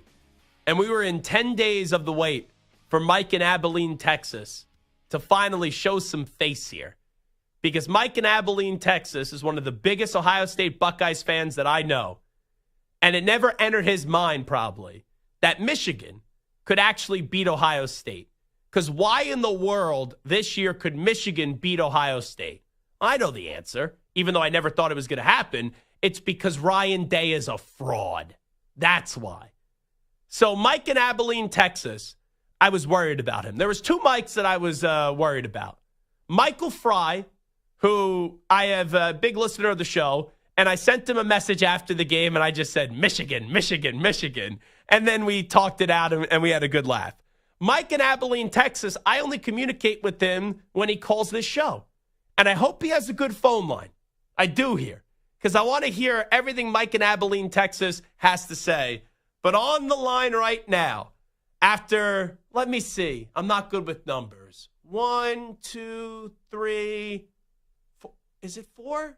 Yeah, oh, yeah, 4 straight years that Michigan has defeated Ohio State in crying day is Mike in Abilene, Texas. Mike, my condolences, thoughts and prayers. How are you? First and foremost, blessings. The man, the myth, the legend, the greatest on air. Thank you for always taking my call and listening to my insane rants. By the way, just so you know, I'm wearing black today. I knew that you were going to be calling in, so I'm ready for the Ohio State funeral. See, I knew that you knew that I knew that you knew. That's this connection that we have. Where do I even start? First off, well done with the crying day there. Kudos. Well done. You know, I didn't have a really crazy take about him being a fraud up until this point. I think you and I both know I've mentioned that he is not who I want. I think I've called in and I told you how good we would be and how wide our margin of victory would be if that Indiana head coach was our coach with that swagger and that attitude. I would like to personally apologize to Quinshon Judkins. I would like to personally apologize to the 12 to possibly 13, 14 NFL starters that are on our roster that deserve to be undefeated. I would like to apologize to every single Buckeye of Texas. There's a lot of us down here because we're faithful and we love our Buckeyes. Ryan Day, I called this station and I told you how I felt about them hiring Chip Kelly, a man with zero success. I don't care if you made a national championship 100 years ago with a NFL roster college football team. I don't care. You came into the NFL. You were so overrated. You thought you could change it to college. I told the whole world this was not a good look for us. Why? Because it told the whole world who Ryan Day really is. He's not a head coach. He just happens to be a really, genuinely, truly humble, great human being that we've seen. X's and O's? No, sirree, Bob. Chip Kelly, I swear to God, Zach, I swear to the good Lord above. Yes. If both of them are not gone, I will not only – I need to let you know that everything in my house that was Ohio State was put in the trash after interception number 1 in the red zone in the first quarter, and I didn't watch another second. Wait, you didn't watch the rest of the game? Because I knew what would happen, and I can't do that to myself anymore because I allow myself to believe that because we have an NFL roster, we're actually going to live up to our expectations. Hey, and Mike, what size shirt are you, just wondering? Depends on what you're about to send me. I'm normally about an XL. I still need to come up there. I keep waiting for you guys to let me know where the studio is so I can make good on my bet because I am a man of my word. You could come to the studio whenever you want. You just call. It's a little bit of a trick. Yeah, call the hotline. You arrange it with Santa. We'd love to have you in. So let's say you're an XL, double XL. I think you would look good in a Michigan Wolverines polo. I could send you one. You know, you gave up on the Buckeyes. I think you look good. Well, and here's the thing. I will never root for a different football program. Herb Street's son's going to Michigan. You could join him. Kirk, way to go, Kirk. But, hey, that's a sign, though. Kirk knows football. That's why he sent his former sons to Clemson. He knew they were going to get a great coaching and college experience. What kind of a sign is it that our own alumni doesn't want to send his players, his sons, to our program? Granted, they might not be quote-unquote talented enough. Take that with a grain of salt, given they beat us 4 straight years. On that note, no one likes to talk about they went 0-9 before they went 4-0, and no one wants to talk about the 3 of the last 4. They literally knew what play we were running. No, only 2. No, hold on. That's where you're inconsistent. If you want to say that for the first 2, fine. Last year, Harbaugh wasn't even on the sidelines. Stallions wasn't even with the program anymore. He got cheating in 2020. If you honestly think they got away with our playbooks because they got caught, and they got rid of all the stuff that they stole because they got caught, that's incredulous, brother. Mike. Hang on to it. He was on the phone with Sharon Moore the whole game. We know how this goes. No, he wasn't. You kept those cell servers in the big house. Come on, Mike. I hate that man is right when he said, some of us are born on third base. Yes. Well, Ryan Day, you were born on third base, and you have retracted. You went back to second. You went back to first. You went back to the batter's box. And put him back in T-ball. This isn't good enough. Wait, two more things, Mike. Number 1. Yes, sir. It's very obvious what has happened the last 4 years. They lined it up, and they ran the football down your throat, and that was such in Ryan Day's head that they didn't want to throw the ball more, and they tried to out-physical Michigan. It's like, why wouldn't you just use the Ferraris that you have on the outside? But also, the second point that I think you need to make, and I know you weren't a big fan of C.J. Stroud, but I think C.J. Stroud is owed an apology because if he just had a better head coach, you probably would have won a national championship with C.J. Stroud. I literally apologized to him out loud in my own house this past weekend. I said, I'm sorry, C.J. Stroud. I thought it was you. Little did we know it was right. And again, this is a guy who has started a suicide prevention program at the collegiate level for college athletes. 2 of our former offensive linemen, their lives were saved because he took an interest in them as human beings. Yeah. I hate the fact that he is literally, from what we can see, I don't know him outside of what I've seen, but what I've seen is this human being is the salt of the earth. How crazy is it that we have starters on Sundays on both ends of the ball. At more than 10 people are going in the first and second round next year. We should be undefeated, but we are in this predicament where we can't get up to play our rival because our head coach is soft. You going to beat Tennessee? No, we're not. We're going to lose. And I hope we lose because if we do happen to beat them, we'll get rolled again by Oregon, and that will make me so angry, I will chew my way underground to your studio. I will chew asphalt and dirt and rock and cement to get to your freaking studio. I think you said frickin'. Right? I think so. I did. No curse words. Okay.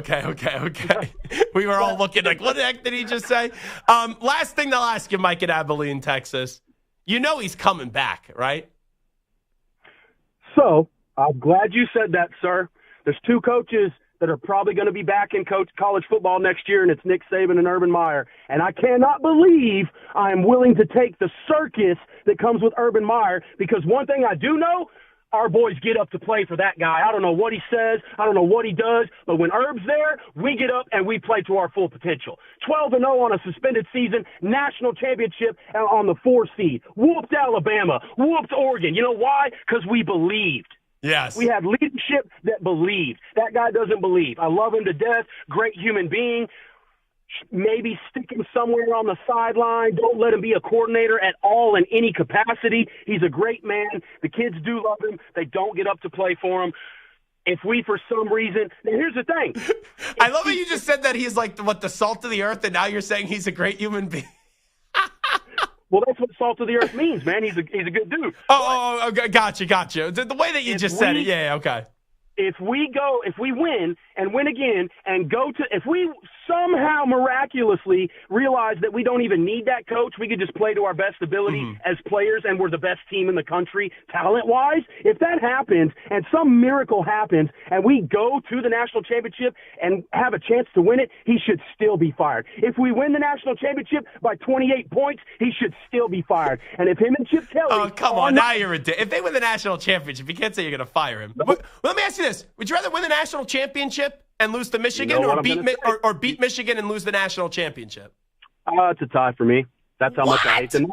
That's the thing. People want to talk about, my team's got to – no, this is the rivalry. That's why it has the in front of it. There is no love lost. There has never been love lost. I hope they lose it. Tiddlywinks, tic-tac-toe, and Hangman. I hope they lose and never win a game in any sport, in any division, in any level. I hope they're 0 when we play them. I don't want them undefeated so it's a more impactful loss. I want them so ground into the dirt where they belong that they don't even stink that they could ever lick the dirt off our cleats. And I could be the coach. We could have won the game. All I had to do was give them a pep talk. But no, what are we doing? Passing 30 times a game with 2 NFL running backs.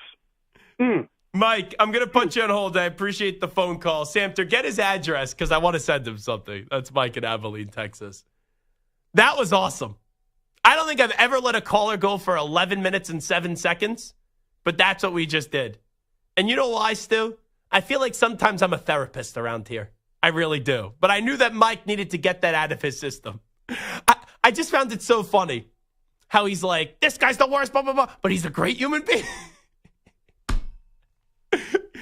That was really something. All right, let's go to Todd in Tampa next up on the Zach Gelb Show. Todd, go ahead.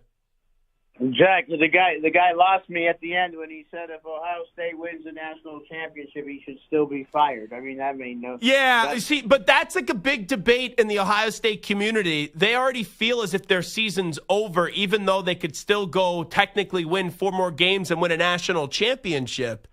Because that's how big the Michigan game is. Like, there will be some Ohio State fans that even if they go on to win it all, and it sounds crazy to me, that will say, oh, I can't really smile about the season because Michigan beat us. Like, that's what it is. I hear what you're saying, but they're stupid. You know, Michigan, a rivalry game, anything can happen, okay? Yeah, Michigan, if that guy wins the national championship, which I think Tennessee's going to beat them if Josh Heupel lets that kid go deep, okay? Because at the that's what you got to do, and but that's going to be a real good game because Ohio State can run the football too. So, but that's going to be it might be a classic. This game, people don't understand. When the Georgia defense, when Kirby turns up the Georgia defense, they have no idea how fast they are. Okay, you got to move your quarterback. You got to take the short points. Some of you coaches are getting a chance. Okay, look at Indiana. Okay, now everyone's talking about Alabama. Now I'm a Kane fan, and we choked our chances away. Yeah. So here's Alabama. Now I want to see anybody in the committee room. Alabama versus Indiana. Who's got Indiana? In Indiana, but you got to have the resume. You got to have the resume. I understand. But let me just finish here. Not one person in that room would take Indiana over. But then why play the Alabama. games? Then why play the games? I understand. Alabama lost to Vanderbilt. Okay, and Alabama did Oklahoma it wrong. Okay, and Alabama, instead of giving Nick Saban the checkbook and say, Nick, here's $40 million. Plus whatever else. Nick just didn't want to coach anymore because he didn't want to deal with the name, image, and likeness and transfer portal. At $50 million a year. Come on. That's not real. Yeah.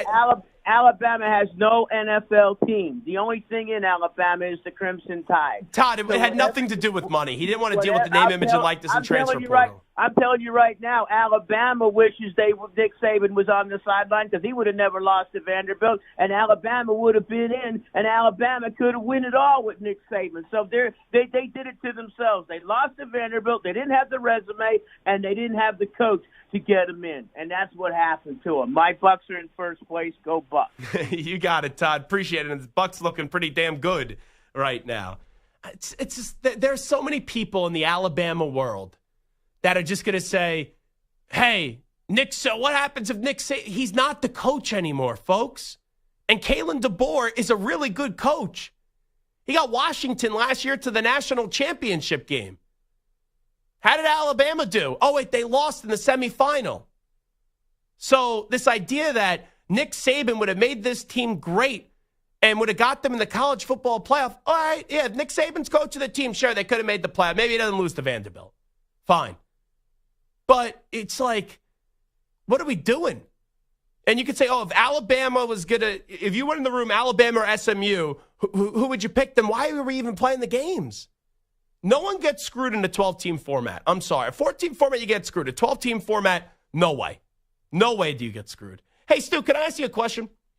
Sure. Did you know what salt of the earth meant? I did, yes. Did you know that meant a very good person? Yes. I never knew that. No? No.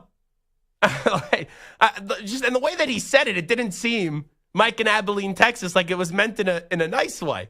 But how just maybe this is how angry he was. He went right to saying, "Oh, he's a terrible coach." Yeah, and all that's that. Yeah. I get it now, looking back at it, like a very good and honest person, but he's a terrible coach.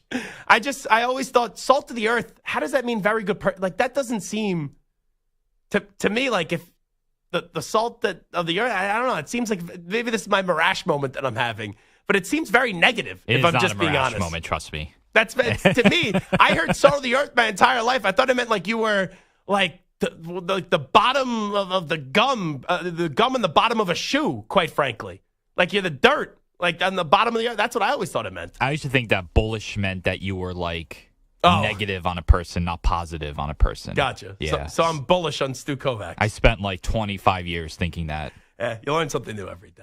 But Mike in Abilene, Texas. What a phone call that was. All right, it is Zach Gelb Show on the Infinity Sports Network. Let's do the Eagle stuff. We'll do it next.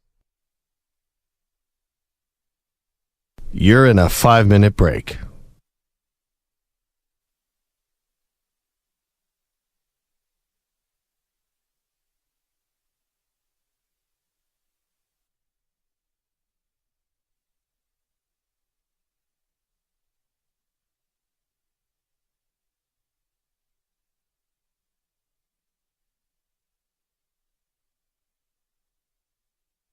Four minutes, 30 seconds remaining.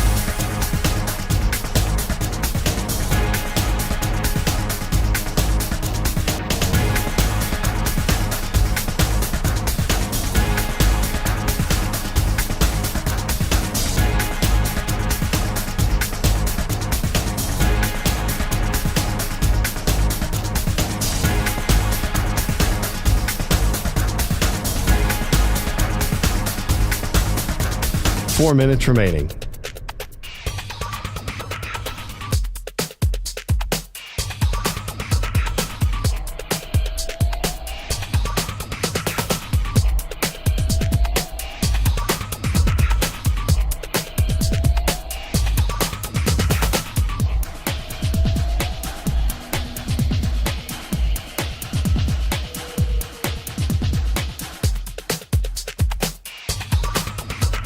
Three minutes, 30 seconds remaining.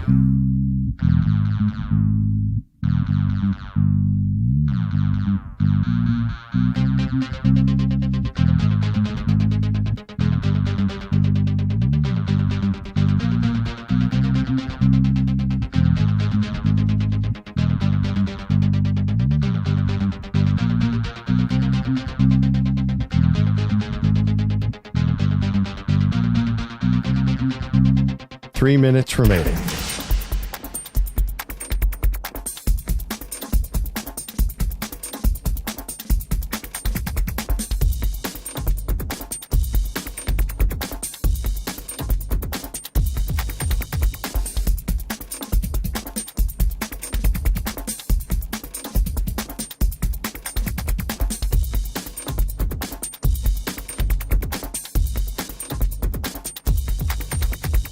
Two minutes, 30 seconds remaining.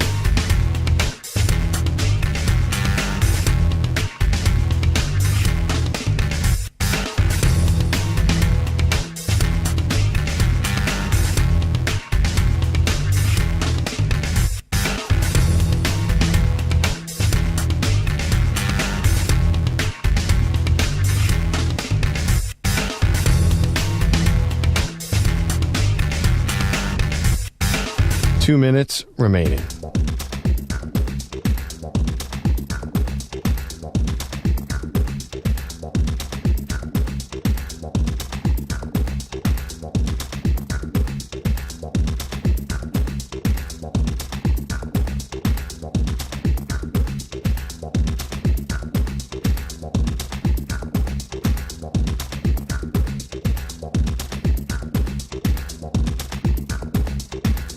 One minute, 30 seconds remaining.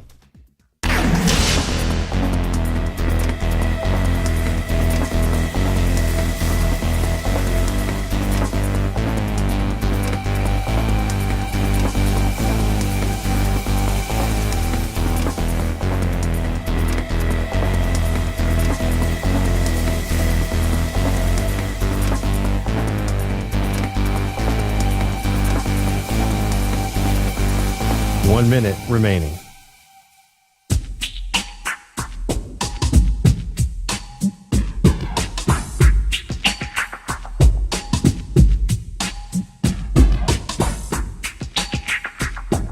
.45 seconds remaining.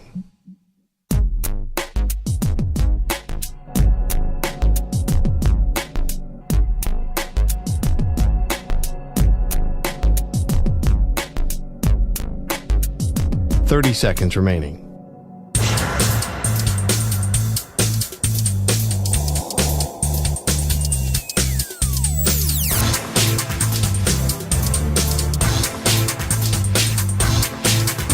.15 seconds.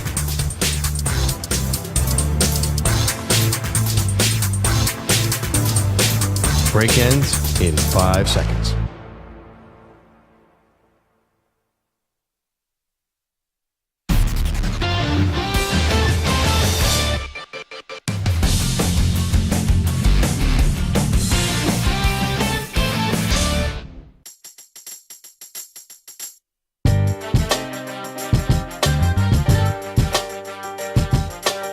You're listening to the Zach Gelb Show on the Infinity Sports Network. So, Stu, I was thinking what I could send Mike in Abilene, Texas, to offer my condolences since we finally heard him get out of the witness protection program. I don't know where people found Mike in Abilene, Texas, but he ended up calling the show. And Mike in Abilene, Texas, big Ohio State fan, has been calling me for years, and he talks himself into beating Michigan every year, and it just doesn't happen. So I got his address. Samter got his address. And I'm thinking what I could send. Like, if I just send him a Michigan shirt, whatever. Like, he's just going to burn it. And, you know, if he, like, starts a bonfire and then it starts a wildfire, I don't want to be responsible for that. So I went to Etsy.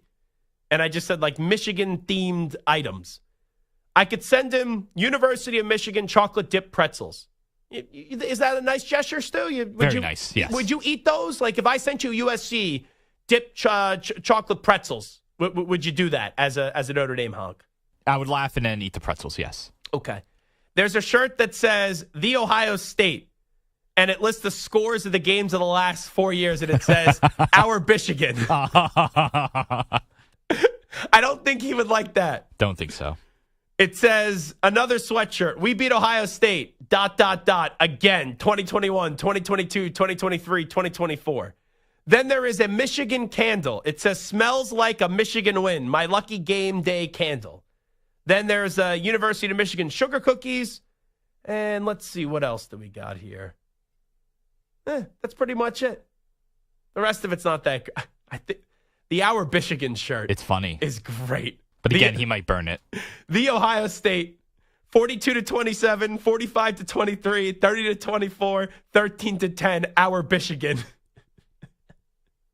I think I'll send them the chocolate covered pretzels. How much do you think Michigan chocolate covered pretzels are? Before shipping or fees or any of that. Say $14.99. $40. Oh my God. Am I about to drop $40 on Mike in Abilene, Texas? How many pretzels are in there? I don't know. That's a good question. Select an option. Rice Krispie, Oreo only, pretzel only, Oreo and pretzel. I think out of those 4 options, I would want Oreo and pretzel. Chocolate with pretzel. Are you a fan? Yes. If let's just say I'm in a certain mood that makes me very hungry, let's just say that. If I use a little substances that make me a little hungry, pretzels with chocolate or soft serve ice cream. You give me a pretzel with chocolate, you could see it vanish within 3 seconds. Soft serve ice cream, also very good with like a few candies in it as well. You could put chocolate, and then you could put pretzels in the soft serve ice cream. Then that's, Zach Gelb goes to heaven. All righty, let's talk about the Philadelphia Eagles. So we played you this A.J. Brown audio yesterday. I had a problem with it because it's like, dude, stop being a diva. Stop making it all about yourself. I know you're not happy with the passing game right now, but you're winning games. And we've seen A.J. Brown before show frustration even when the Eagles are winning, and that goes back to the year that they made the Super Bowl with Nick Sirianni, where he was visibly frustrated on the sideline in a playoff win up against the New York Giants. Here was A.J. Brown after the Carolina Panthers game where the Eagles had a victory, and he called out Hurts and the offense. That notion of trying to be on the same page Is that a conversation that should be happening in week 13 of the season? No. Why is that the case? I just say no. You said the offense wasn't good enough. What are some things you think that the offense needs to improve? Passing. So not a happy A.J. Brown. So that audio happens, right? And still, you would think it's a non-story. Okay, it wasn't a good look. It happened on Sunday. You let a day of frustration get on out. And then the next time Nick Sirianni or any Eagles player would have to speak, it is what it is. We got to work on the passing. We got to be better. Jalen Hurts probably would say this if they asked about him at a press conference. I appreciate it because Jalen Hurts would take the high road here. I appreciate AJ's concern. He's right. We got to work on the passing. And that'd be the end of the story. Well, Brandon Graham does a talk show every Monday night with our former boss, Spike Eskin, and Spike's father, Howard. It's called The Brandon Graham Show. Brandon Graham was on our show a few weeks ago, right? And he talked about how different the locker room is this year compared to last year. Where the locker room last year, even when they were 10-1, it was like a morgue. It was ugly. It was really bad. It was an ugly, nasty place last year in Philadelphia, even after being 10-1. Here was Brandon Graham on A.J. Brown and the Jalen Hurts little situation and their contentious relationship. The person that's complaining need to be accountable. And I'm just being honest. You know what I'm saying? And he noticed. I don't know the whole story, but I know that one is trying. And 11 could be a little better with how he responds to things. And they was friends before this. It's but things have changed. And I understand that because life happens. But it's the business side that we have to make sure that we don't let the personal get in the way of the business. And that's where we got to do better. Here's how I interpret that. And Stu, you tell me if I'm right or wrong. Jalen Hurts isn't the problem. A.J. Brown's being a diva. A.J. Brown's being a douche. And he's just expecting everything to go his way. And he's not willing to meet in the middle. And those two aren't friends anymore. Where I remember when A.J. Brown got traded, I was on the air doing the draft show. There was a FaceTime call out instantly because of how close A.J. Brown and Jalen Hurts are and how they used to train together. That's how I interpret it, right? Brandon Graham just told us the truth, and usually we don't get the truth when you have contentious situations. Yeah, and I hate to stereotype, but usually it is the wide receiver that is the problem in most situations when it's QB receiver related, I feel. You know what's crazy? I saw Terrell Owens, and I like T.O. He was commenting on this with Freddie Mitchell, who, let's be real, Freddie Mitchell, your 15 seconds of fame, it's up. I don't need to hear from Freddie Mitchell anymore, for crying out loud. Freddie Mitchell once tried to steal one of my videos. Fred X, LeVar Ball, Joel Embiid, Zach Gelb in Philadelphia after a Sixers game. LeVar Ball. So Joel Embiid and LeVar Ball, I guess, had some beef. So I was waiting for LeVar Ball and Joel Embiid to meet, and the video did over 1 million views. Freddie Mitchell walks up to LeVar Ball, introduced himself. LeVar, I don't think he knew who he was at first, and then he goes, "Oh, I'm Freddie Mitchell. I played for the Eagles." He's like, "Oh, Fred X." Then he knew who he was. So Freddie Mitchell was in that video before Embiid came walking by. It was a big thing back then. Joel Embiid up against LeVar Ball, because I guess LeVar Ball was talking negatively about Joel Embiid. And Freddie Mitchell comes up to me afterwards. He goes, "Hey, do you mind sending me that video?" And was adamant, I have to send that video. And maybe he wanted the picture or something like that. So I said, "Oh, Freddie, I got to put out the video first." And he just didn't understand it. And he wanted me to send him the video. He's like, "Oh, I'll post it on my social."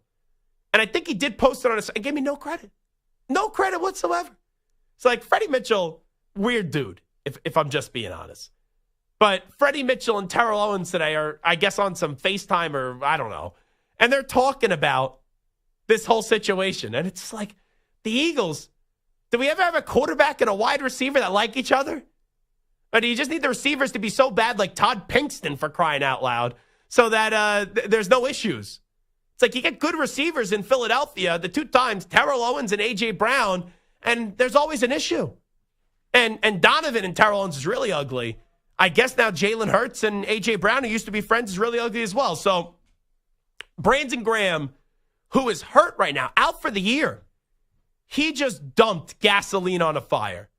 But Brandon Graham, I think, is looking at this and saying this, and I don't believe Brandon Graham is saying something if he doesn't know for it to be true. And also, whatever's happening between Jalen Hurts and A.J. Brown, even if A.J. Brown's right that they need to improve in the passing game, it must be so ridiculous and so trivial and such petulant behavior from A.J. Brown's standpoint if Brandon Graham, a veteran, not a rookie, a veteran, right, Mr. Eagle, is willing to go out on a radio show, on 94 WIP, his own radio show, and just be like, screw this. One's trying, 11's not. 11's basically being a jackass. So the toothpaste was out of the tube. We always say this. Once the toothpaste is out of the tube, I don't care what you say to try to put the toothpaste back in the tube. My mind, my emotions, my thoughts have already been formed.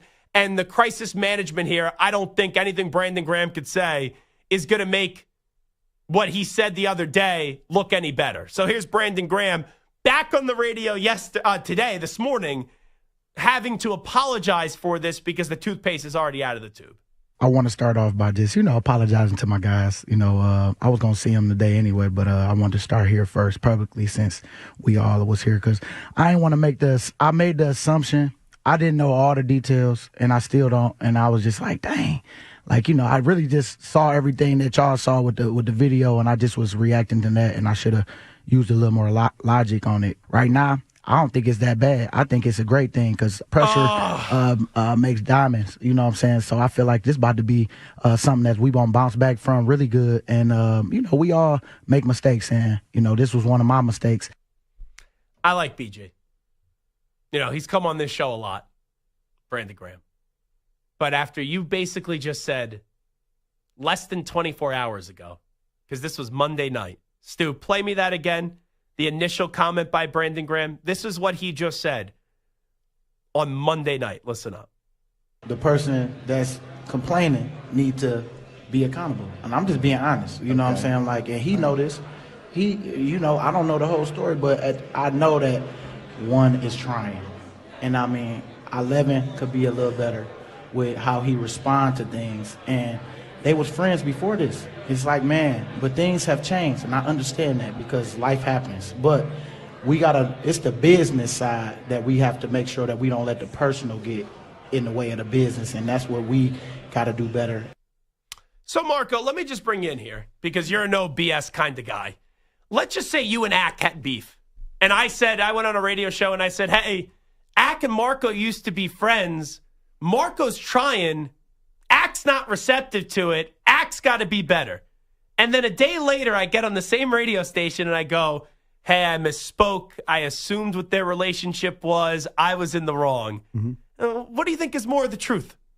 Well, obviously, the first part. Your first reaction is usually the correct one. That's usually the answer. That's usually the truth. And is there maybe a 1% chance that he was just so misinformed? No. I guess there's a 1% chance. No, there's not. He's in the locker room. Yeah. There's a 1% defensive player. Though. There's a 1% chance that he didn't know the full details. Yeah. 100% chance of that because not everybody knows anybody's full details. Did he not know enough? No. There's no way that comes out of your mouth to know enough of what's going on. Maybe some of the gossip could have been misaccurate in the locker room. Sure. But there is at least... There's something there. Something there where he knows Jalen Hurts and A.J. Brown. I may not know all the details, but there's enough to know. And for him to see a guy that's been in Philadelphia forever, played the most games in the history of the Eagles, for him to say one's trying, 11's got to be more receptive. Basically, one's trying to make it work, and 11's just being a drama diva wide receiver. Yeah, again, this is just an awful, awful, awful look. And the worst part of it is it comes from one of your leaders. So if this is one of your leaders that can't keep his mouth shut, I'm concerned about that entire locker room. And also a leader that has nothing to lose. Because Brandon Graham's out for the year right now. I know he has his radio show every Monday night, and some players would just say, hey, I'm not going to show up, but he's towards the end of his career. He's probably trying to get into the media world, so I get why he keeps on doing it, and he's getting paid to do it as well. But for him to go out of his way to say, because you get asked a question all the time, right, about the relationship, like the audio was the audio, and how many times do you basically give nothing? Yeah. But for him to go out of his way, he goes, this is to me Brandon Graham thinking it's necessary to get this information out there to try to find whatever quick resolution is possible. Again, I don't know what his rationale is and why he thought that this would be a good idea on any level, because it's not in any way. Yeah. But again, from one of your leaders is talking about this on the air, that means that entire locker room has got issues. It's got issues. I'm sorry. Because your leader is not smart enough to keep that in-house, then what's going on with everybody and the little cliques that are going on in that locker room, they're obviously there because there's fractures. There's tension. There's all kinds of stuff that we don't know about. Now we're getting a little glimpse. It's not just those two guys. I'm sorry. When a leader is pointing out two players, I'm now concerned about the entire locker room and who's in charge, who's in control. And this is, I'm not laying everything at Nick Sirianni's feet, but he obviously does not have control of what's going on. If a leader is dumb enough to go on radio and tell about a quarterback and a wide receiver problem. And that was my next point. For all the year I've said, Nick Sirianni is a player's coach. That's why the players like him. But you could be a player's coach and you could also not be a doormat. Last year, Nick Sirianni lost control of his locker room where the players couldn't stand one another even when they were 10-1, and they had one of the worst finishes you'll ever see in the history of the NFL, winning one lousy game down the stretch after they started off 10-1. This is Nick Sirianni's biggest moment as Eagles head coach because they restored this ship. They got a lot of us thinking the problems early in the year, the bad loss to Atlanta, some of those other bad losses as well, Tampa Bay, was out of them because now they've won 9 in a row. And now this is the biggest moment because A.J. Brown and Jalen Hurts, something is there. To what extent, I don't know, but something is clearly there. And now Nick Sirianni has to nip this in the bud. And if he doesn't, a team that has Super Bowl talent is not going to be going to the Super Bowl and will not be hoisting the Lombardi if your quarterback and your best offensive player, now Saquon's your best offensive player, but one of your more important players on your team in A.J. Brown aren't on the same page. That could derail this season. It could, but I think it's more in the idea of he has to sit everybody down like, guys, we're doing this thing like together. Children. I mean, not just those two. I'm talking about the entire group. He's got to get control back on the 53 where it's we do this together. We don't talk about anything that's going on in this locker room outside of what I tell you. Never do we go out. It's almost like, I don't want to make the right, but it's almost like Godfather. It's almost like Michael telling Fredo, like, you don't go against the family, ever.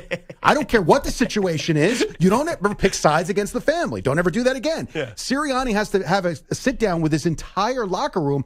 Guys, not against the family. We got to figure this out. A.J. Brown, Jalen Hurts, you two come in my office. We'll discuss the three of us. The other 50 guys, not outside the family, ever again. We do this in-house or we don't do this. What happens in South Philadelphia stays in South Philadelphia. That's important, but it's important. It really is important for your entire locker room to be on the same page. You can have issues. You can have problems. They're men. They're grown-ups. They're not going to necessarily like each other. But you got to understand the greater good, and you got to realize that you can't go outside and talk about what's going inside because it derails everything. So you got to figure it out like men, and then pull it together as much as you can. A.J. Brown and Jalen Hurts, that's an issue that Sirianni's going to have to do personally, but he's got to get everybody out. The other 50 guys got to get in line. If they're not in line, this whole thing is going to fall apart. Well, you will hear from Nick Sirianni next. He went on Sports Radio 94 WIP and commented on this situation. We'll do a news brief when we come on back, and you will hear from the Eagles coach. Update time first. Here's El Capitan, Marco Belletti. Infinity Sports Network Sports Flash. Well, Zach, for high-quality, high-performance golf clubs, apparel that delivers style and comfort, premium golf balls, award-winning gloves, and more, make it a PXG holiday for the golfer in your life. Find the PXG store near you at pxg.com. Well, Zach teased it. We're going to do it anyway because it's already written. Eagles have been flying high, winners of 9 straight, clinching a playoff berth. Despite that, though, Brandon Graham turned plenty of heads with these comments on WIP in Philly on Monday regarding friction between quarterback Jalen Hurts and receiver A.J. Brown. I know that one is trying, and I mean, 11 could be a little better with how he responds to things. And they was friends before this. It's like, man, but things have changed, and I understand that because life happens. So head coach Nick Sirianni went on a WIP today, try to clear some of those things regarding the relationship with his QB and his wideout. All I can judge things on is what I see on a daily basis. When I see, AJ and Jalen communicating about the game plan, eating lunch together every single day, praying with each other before the game. So we'll see what type of fallout there'll be for a team that's vying for the number 1 seed in the NFC. And Michigan defensive tackle Mason Graham is declared for the NFL draft. I'm Marco Belletti.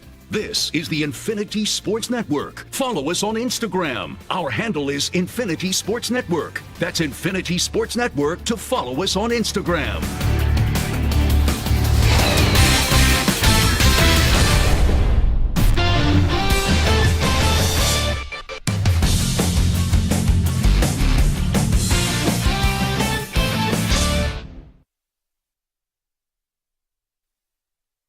You're in a 5-minute break.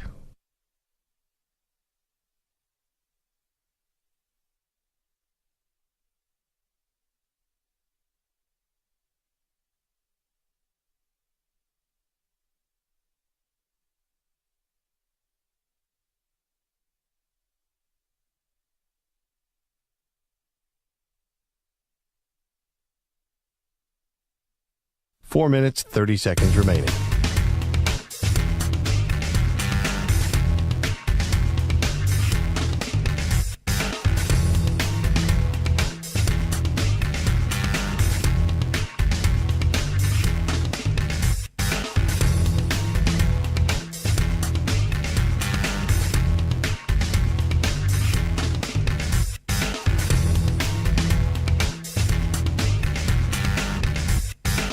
Four minutes remaining.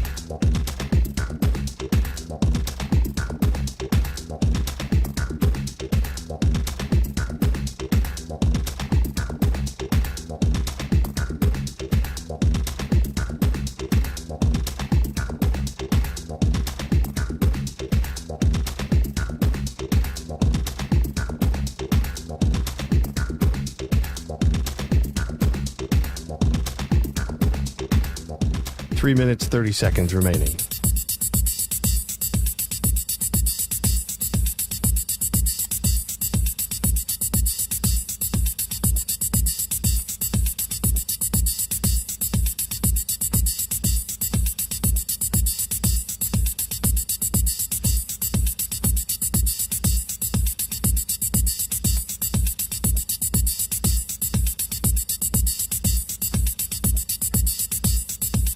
Three minutes remaining.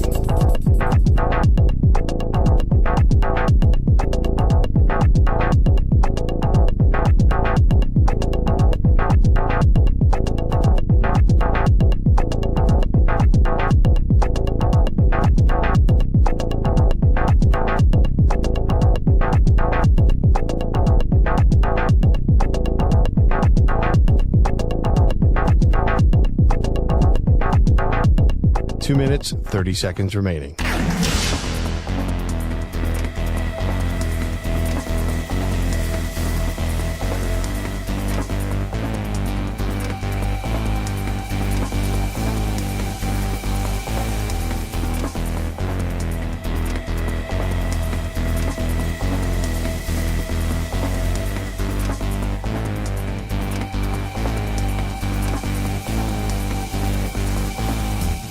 Two minutes remaining.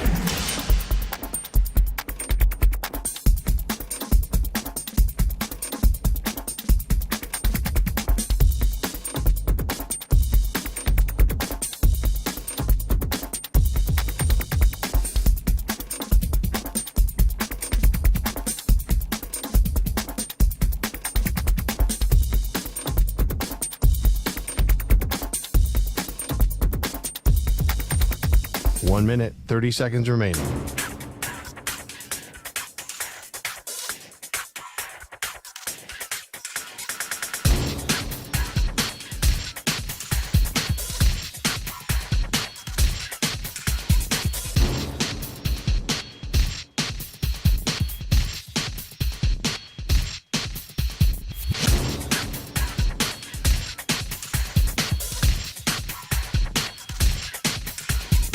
One minute remaining.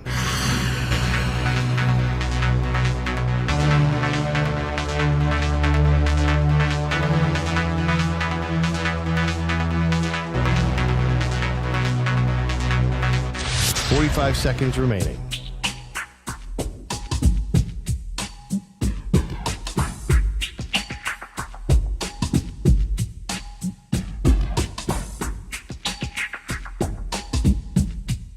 Thirty seconds remaining.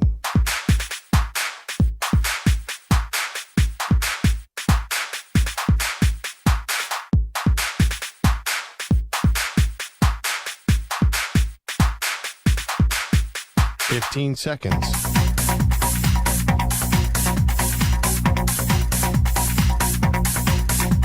Break ends in 5 seconds.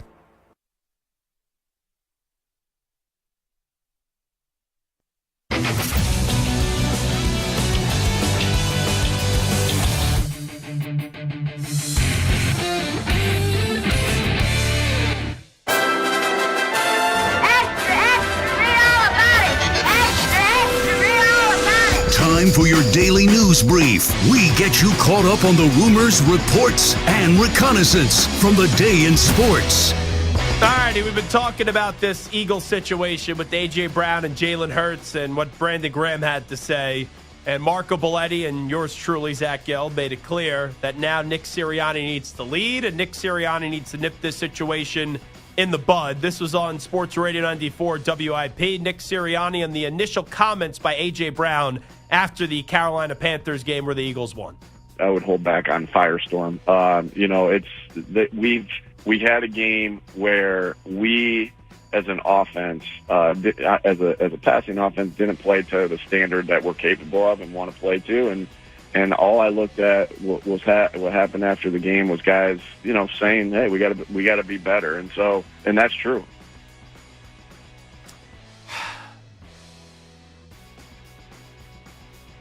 I'm conflicted on this still because I don't want to be hypocritical. So in one aspect, he's saying guys are frustrated and they said things about the offense, which is true that we need to be better.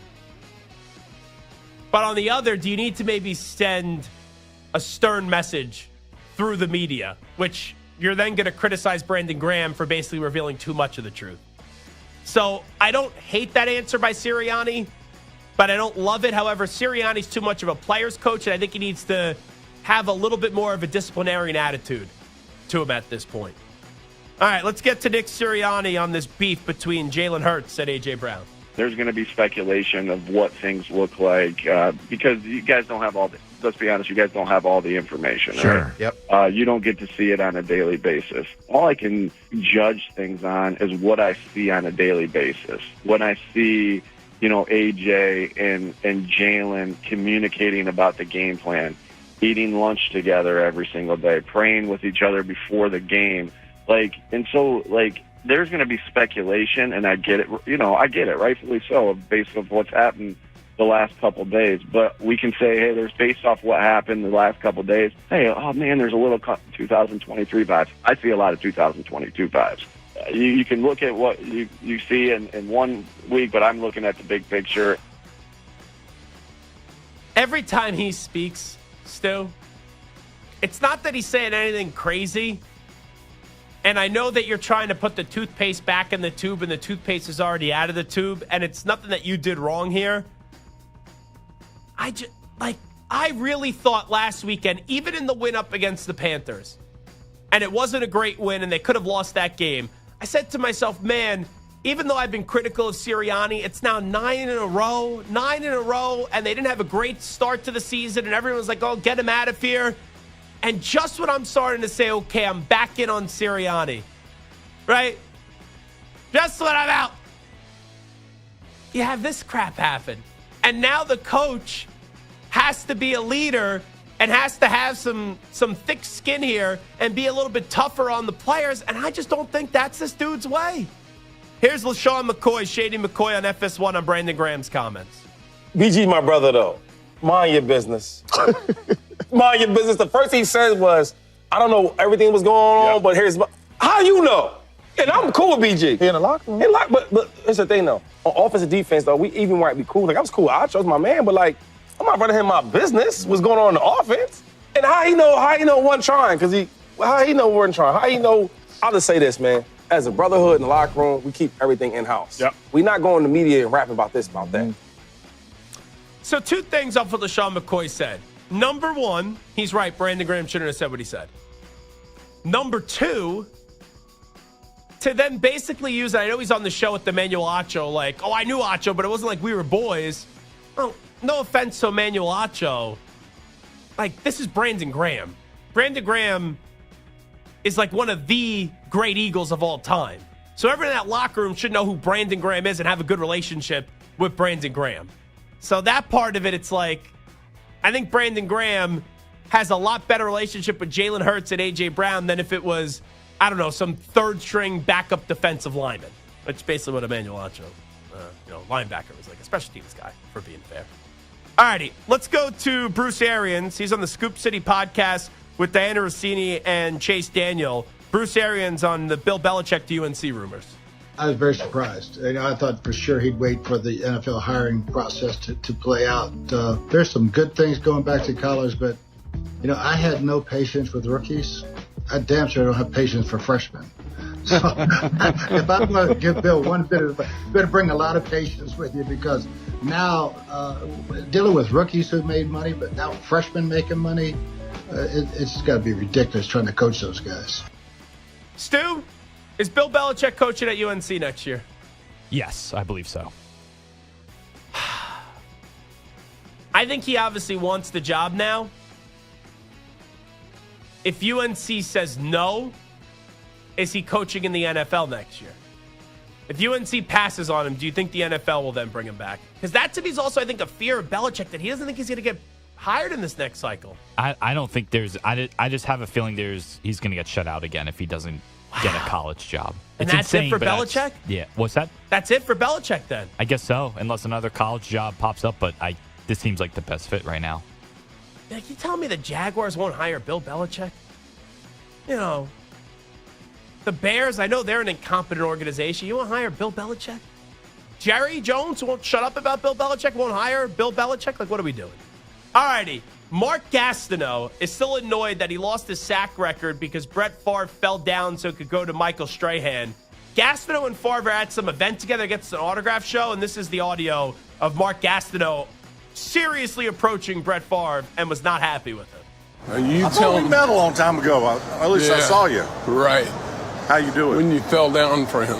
I'm going to get my sack back. I'm going to get my sack back, dude. You probably would hurt me. Well, I don't care. You hurt me. No, you hurt me. You hear me? Yeah, I hear you. You really hurt me. You hurt me, Brett. We got to get back to this, Brett. I'm sorry. Oh, my. I thought he was joking at first. Oh, you hurt me, Brett. You hurt me. Mark Gastineau. There's actually family history, my family, and Mark Gastineau. So my grandmother's sister, her name is Sina. No one liked her. She did some awful, terrible things, and the family basically would no longer talk to her. She dated Mark Gastineau. Now, my entire life, I never met her. I think the first time I met her that I remember, maybe I met her like when I was a baby, was at my grandfather's funeral. And she just walked in and then basically walked out. She's no longer living. She dated Mark Gastineau. So the first time I remember hearing her name, we were at the Susie Colbert, Joe Namath, I Want to Kiss You thing. And my dad, we were 10 rows off the field. They were honoring, former Jets. And my dad goes, "Hey, Gastineau! Aunt Cena wants her sheets back!" Like, maybe Bob Gelb was drinking a little bit. So I go, I'm a young kid, "Who's Aunt Cena?" And my dad goes, "A nasty woman." So that's the family history with Mark Gastineau. He dated an aunt, or my mom's aunt, who the family does not like. That's the history right there. Nasty woman. Mark Gastineau. What a whack job. Probably for dating Aunt Cena, number one, but then number two, Brett Favre, you hurt me. I was like serious about that. Jeez. A few screws loose right there for one Mark Gastineau. All righty, we'll take a time out. It is the Zach Gelb Show on the Infinity Sports Network. When we return, why would the Cowboys bring Mike McCarthy back, and who's Stu's next quarterback going to be?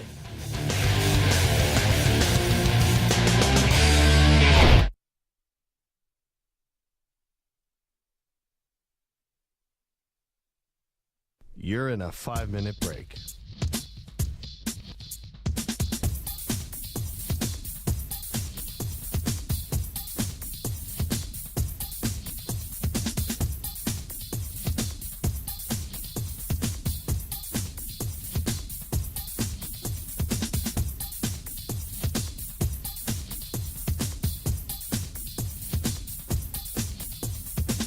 Four minutes, 30 seconds remaining.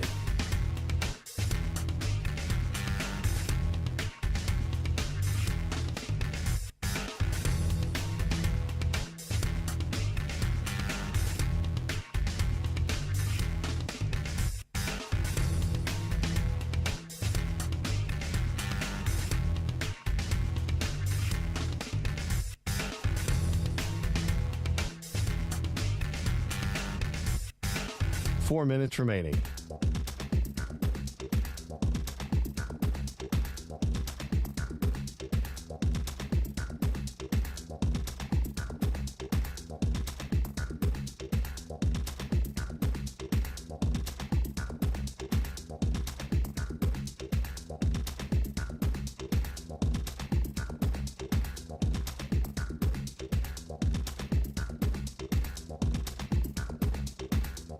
Three minutes, 30 seconds remaining.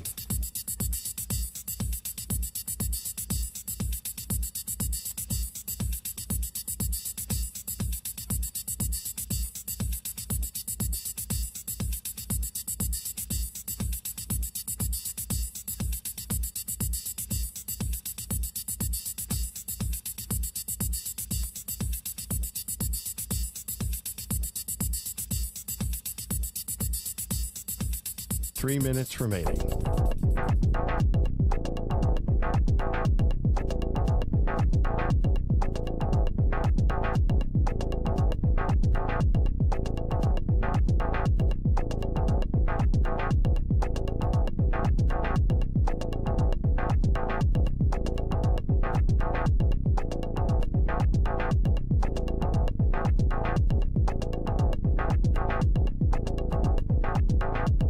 Two minutes, 30 seconds remaining.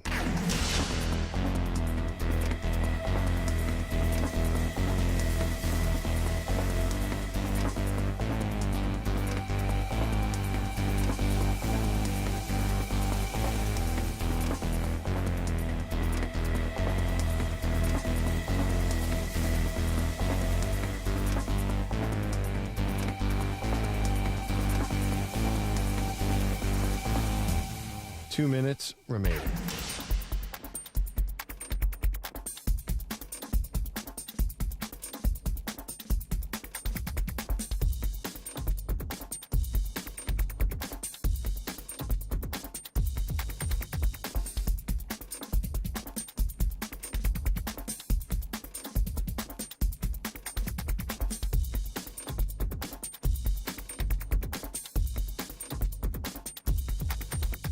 One minute, 30 seconds remaining.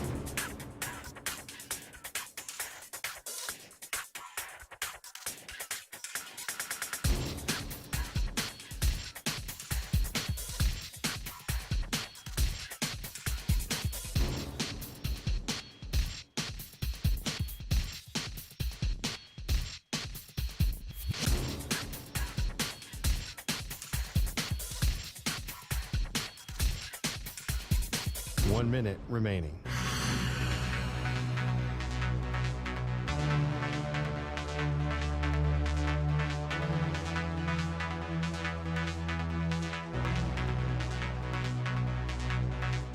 Forty-five seconds remaining.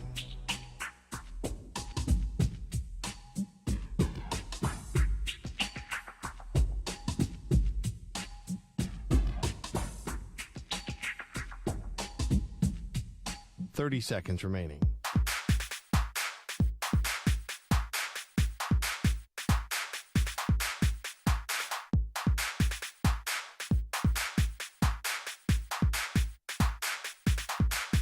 Fifteen seconds.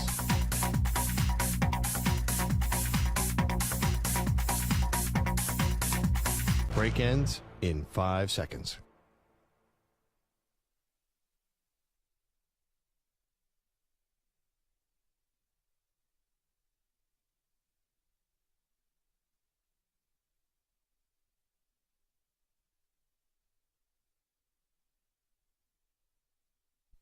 To infinity and beyond. He's live. He's nationwide. This is the Zach Gelb Show.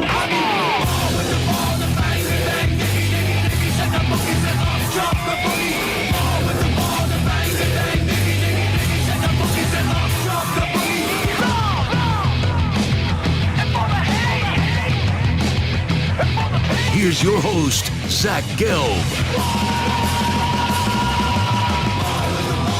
All right, it is the Zach Gelb Show on the Infinity Sports Network. So the Bengals, they beat the Cowboys last night. Thank you, Jamar Chase, at the end for getting in the end zone and breaking off that 40-something yard touchdown.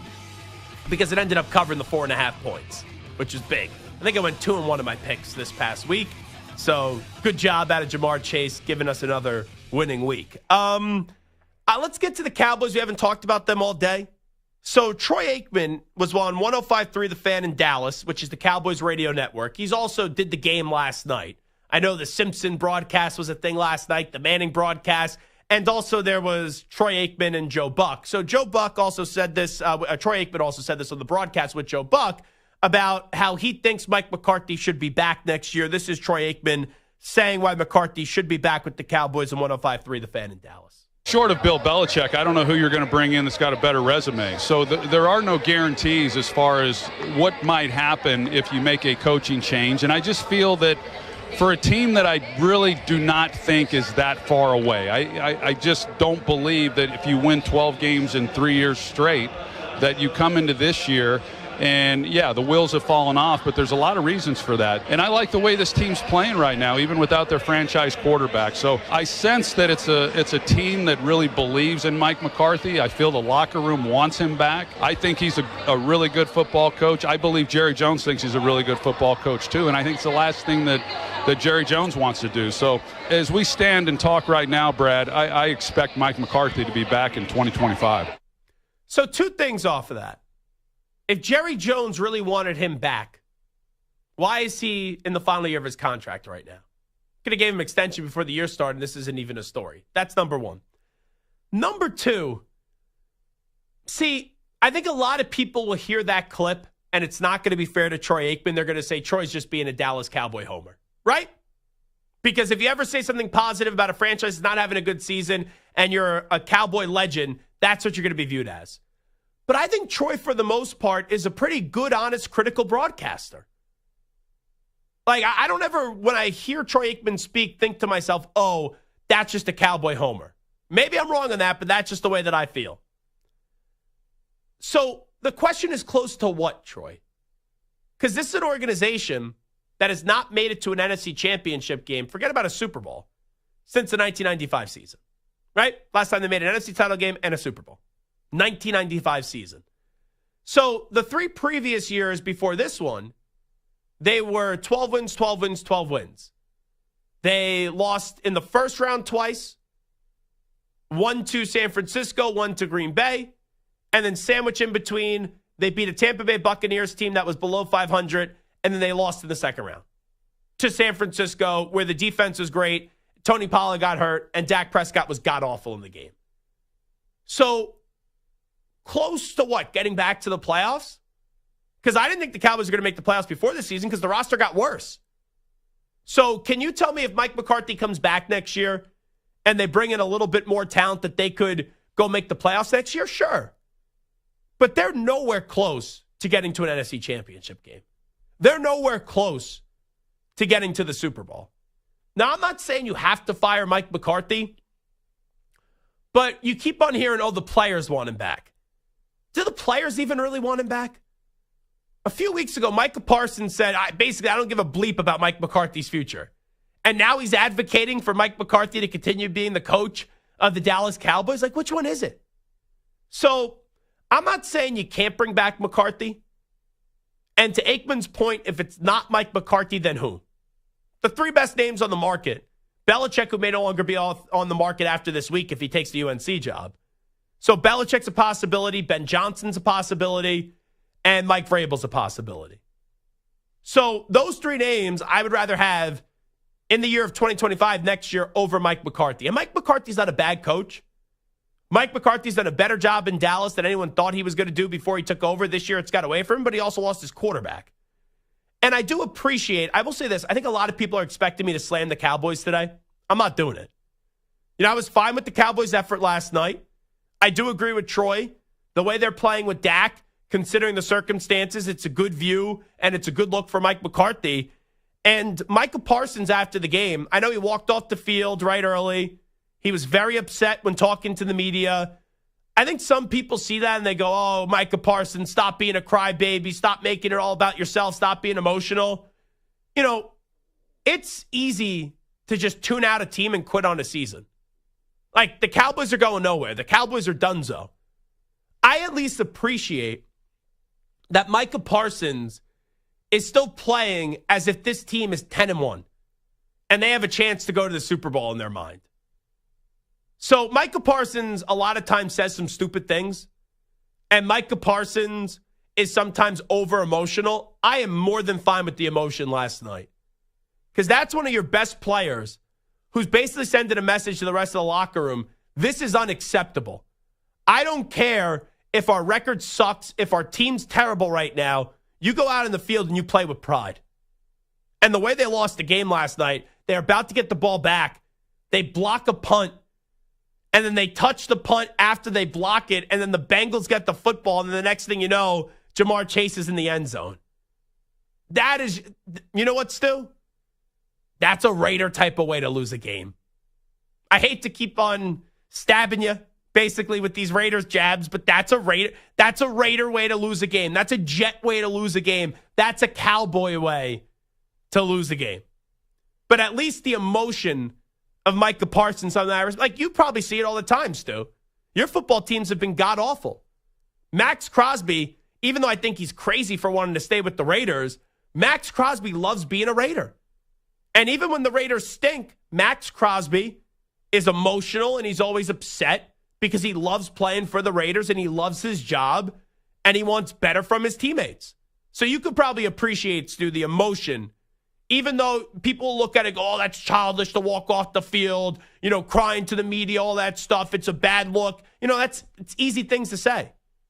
Put it this way, what A.J. Brown did was childish. On a 9-game win streak, you got, 2 losses on the season. You have a team that go to the Super Bowl, and you're pouting because you're not happy with the state of the offense. I understand you want the offense to be better. The passing game needs to be better, but don't be pouting when you're winning. You could be silent and do things behind the scenes, not in front of the media, not make it about you, and make this a bigger issue than what it needs to be.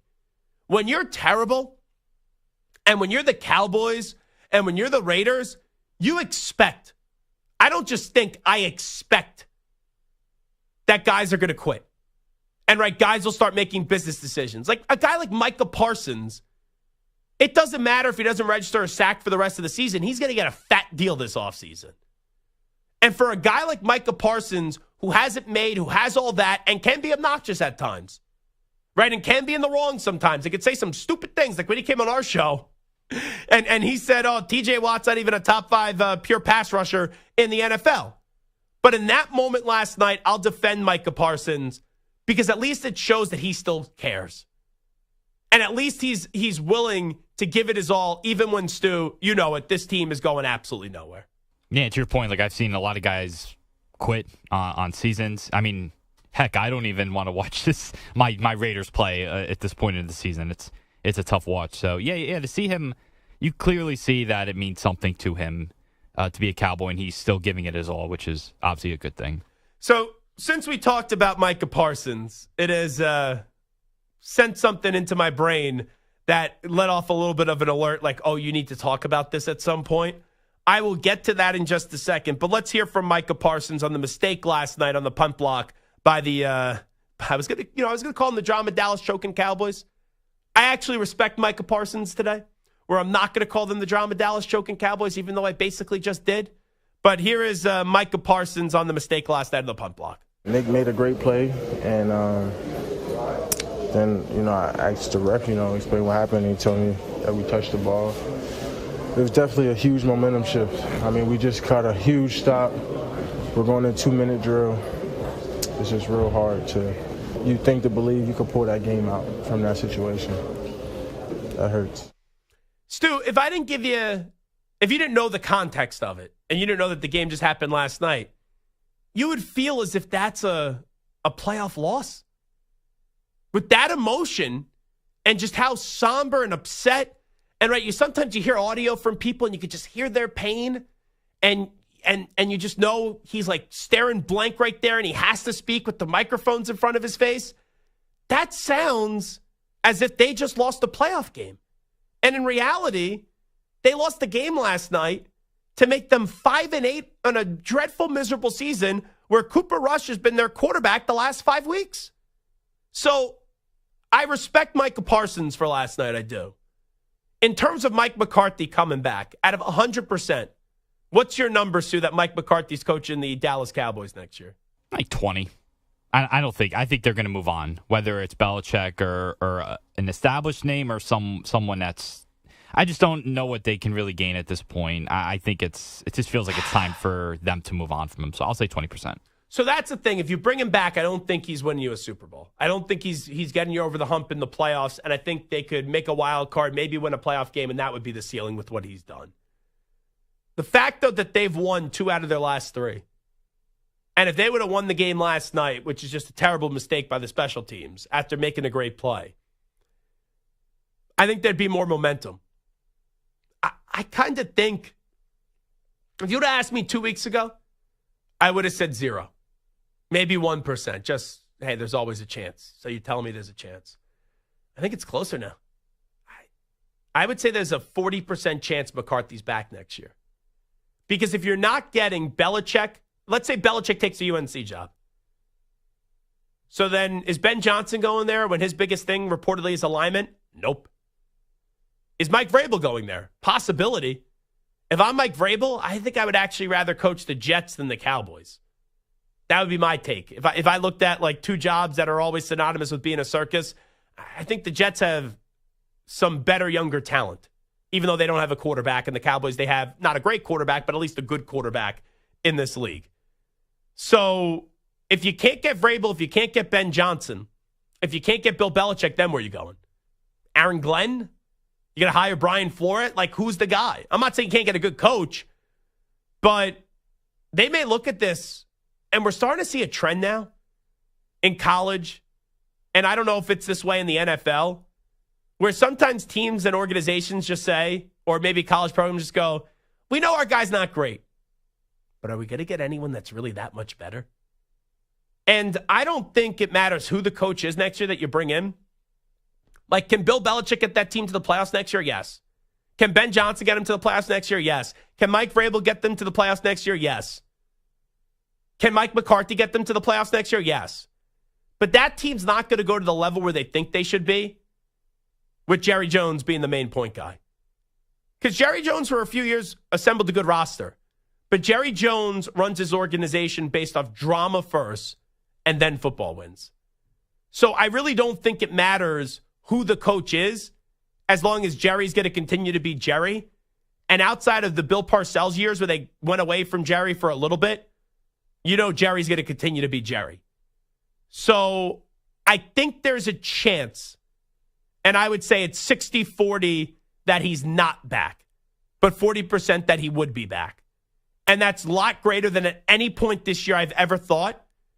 And probably up until today, I kind of thought to myself, oh, there's, without a doubt, Mike McCarthy's gone. But if you start to see the dominoes fall, where Belichick goes to UNC, which is on the table, then Ben Johnson's not going there, and let's say Mike Vrabel wants to go to the Jets, who are you getting? Who are you getting after that? And also, look, I know Carolina's playing better. You got Tampa Bay. Eagles probably a loss. Commanders, I know you beat them, so they'll probably beat you the next time. Like, is it crazy to say they go 1-3, like 2-2 actually? Probably go 1-3. Could they go 0-4 and then this is maybe out the win? Yeah, I guess, but you're really going to hold that against Mike McCarthy because you got Cooper Rush? That's why I think Jerry Jones, he's not in love with Mike McCarthy, but he likes Mike McCarthy. And when you like someone, maybe you keep him around longer than you should. Right? Like, I'm sure there's some girls that everyone's dated where you know you're not going to get married, but you like her, right? And you don't want to break her heart. So you let that relationship go on a few months longer than what it actually should go on. That's where I think Jerry Jones and Mike McCarthy are at. They go, all right, you're nice. Yeah, you know, we both enjoy our time together. We probably aren't going to the altar, right, and walking down the aisle to the altar. But I could be a companion of yours. You know, we could be friends of benefits for a little bit longer. That's where I think Jerry Jones and Mike McCarthy are at, where it could be a 2-year extension after this year. And it's really another year to just show us, can you just be satisfactory? And the excuse this year is that Dak Prescott, right? Dak Prescott got hurt. So you could talk yourself into another year of Big Mike McCarthy. Let's go to Adrian in Maryland next up. Yo, Adrian. Hello, Zach. What's going on, buddy? Hey, this is my thing. I'm a Cowboys fan, and for one thing, I will tell everybody out there, Troy Aikman is not a Dallas honk. He's not a homer. I agree. He's far from that. If you listen to him, he basically downplays them, does whatever he can, him and Joe Buck in the booth, to say anything negative they can about this team. As far as Mike McCarthy, I think it's 65-35 he's coming back, and it's just because of Dak. They don't want to change the offense. They don't want to do anything new.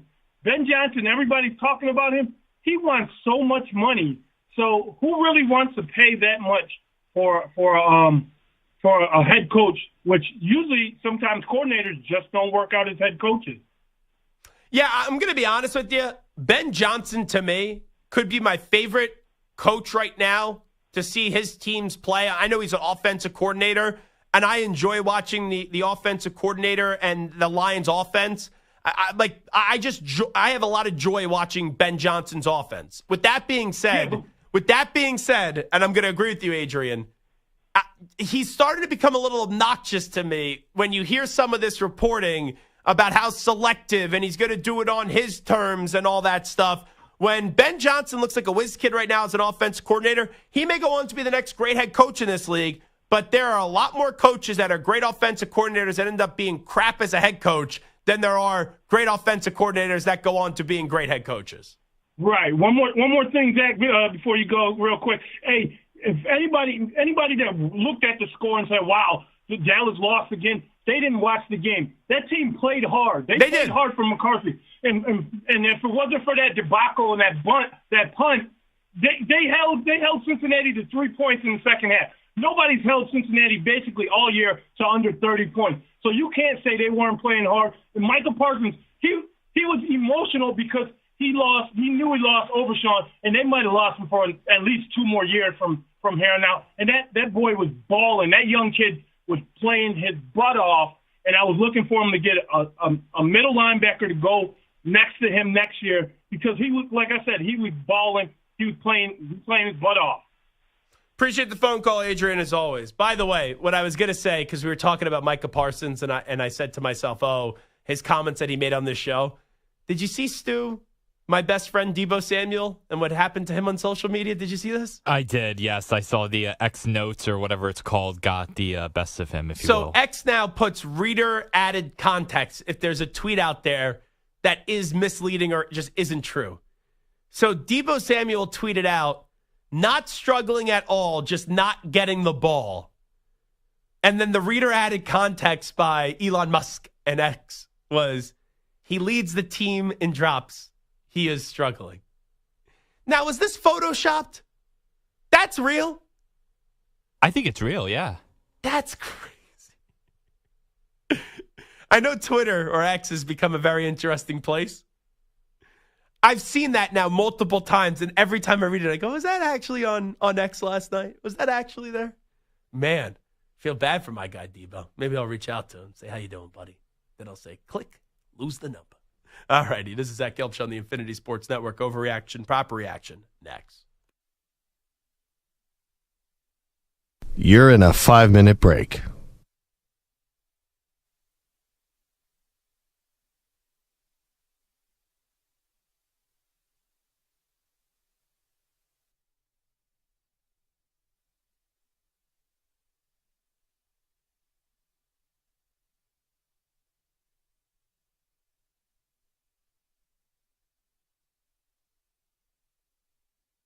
Four minutes, 30 seconds remaining.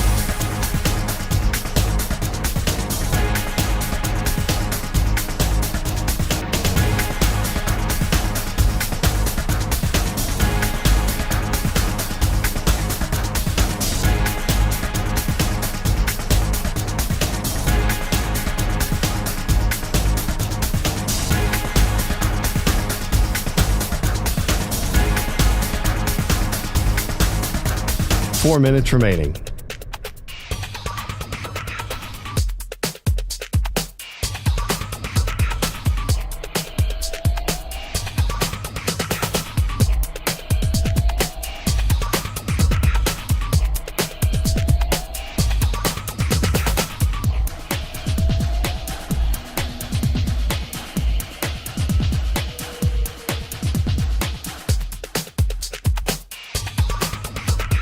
3 minutes, 30 seconds remaining.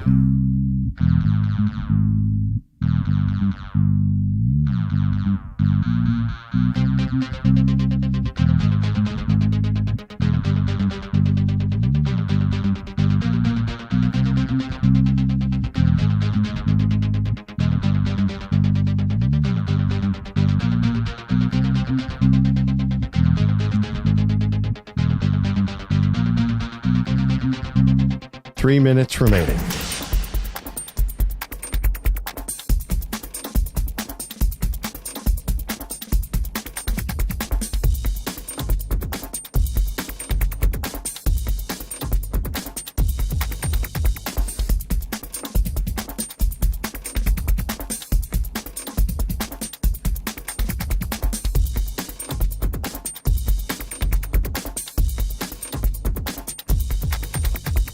Two minutes, 30 seconds remaining.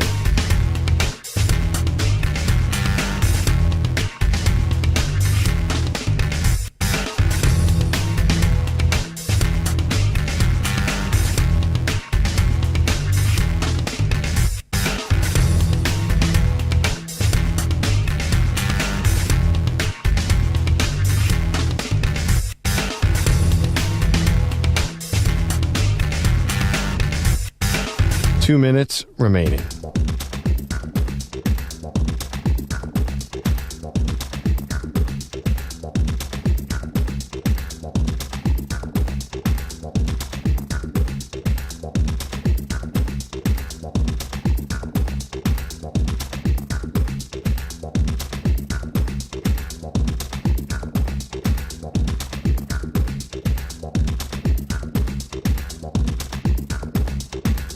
1 minute, 30 seconds remaining.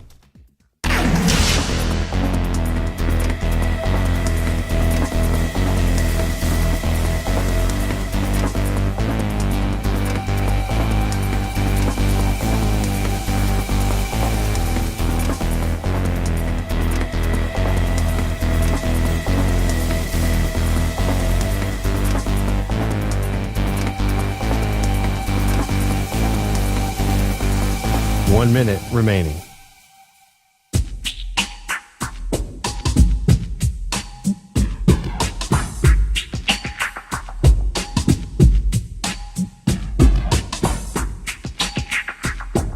.45 seconds remaining.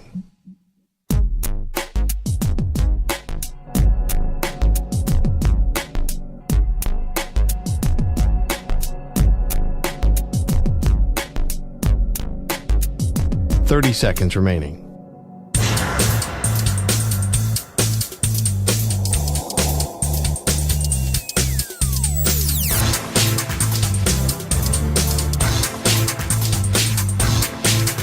.15 seconds.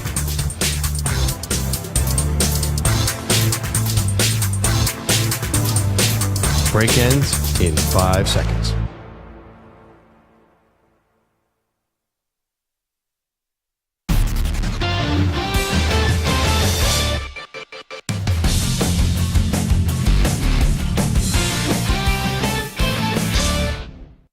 Another NFL week is complete, which means it's another week to freak out about your favorite team. Which takes are truly crazy. But sometimes a game can be so bad, it's almost good. You know what I'm saying? No. And which are so crazy, they might be right. He's 6'5", he's 245 pounds. He's probably a Popeye's biscuit away from being a tight end. Zach lets you know in this week's edition of Overreaction or Proper Reaction. This portion of the show is brought to you by Wesley Financial. Stuck in a timeshare and want out? Contact Wesley Financial Group now and get a free timeshare exit information kit at wesleyfinancialgroup.com. All righty, Stuart. Stupak, what do we got cooking here? All right, so the Bengals, they improved to 5-8 after last night's win over the Cowboys and are still technically alive for the playoffs. Now, T. Higgins, who's alive for the playoffs? Bengals, technically. Yeah. Technically. And I'm alive for a date with Carmen Electra tonight, all right? Come on. So T. Higgins, he had just 2 catches for 23 yards in the win while playing under the franchise tag. After the game, Joe Burrow was asked if the team would bring Higgins back next season. Those discussions are ongoing. I'm confident that I think we're going to be able to do what it takes to bring T back. I know that I'm going to do what it takes to get him back, and so is he. We've had those talks, so those are going to be off-season discussions, but I think we're excited about that opportunity. By the way, Carmen Electra still looks good. Beyonce, Carmen Electra, I've said this before a lot of times. My 2 childhood crushes. I haven't seen a photo of Carmen Electra in a while.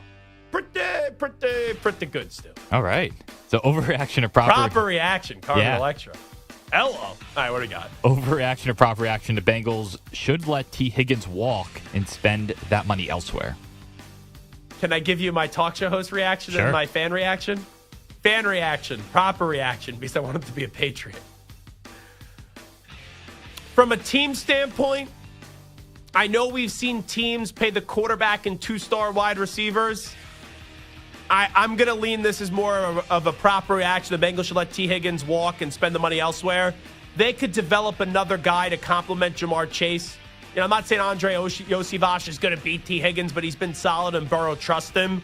But you have your main target, and that defense has just been so rancid that they got to fix a lot of the defense. You got to spend a lot of money to just get the defense back to a serviceable spot so you could go be a Super Bowl team coming up again in the near future, because you had the quarterback and you have the star wide receiver. So I think you got to let T. Higgins walk with the money he's going to command and have it spent somewhere else. So speaking of last night's game, there were some mixed reviews about the Simpsons simulcast. With Mina Kimes and Dan Orlovsky as the analysts, the broadcast contained many Simpsons characters and jokes, while the gameplay had a video game feel with the camera angle the same as you would see in Madden, which is behind the quarterback, rather than the usual sideline view.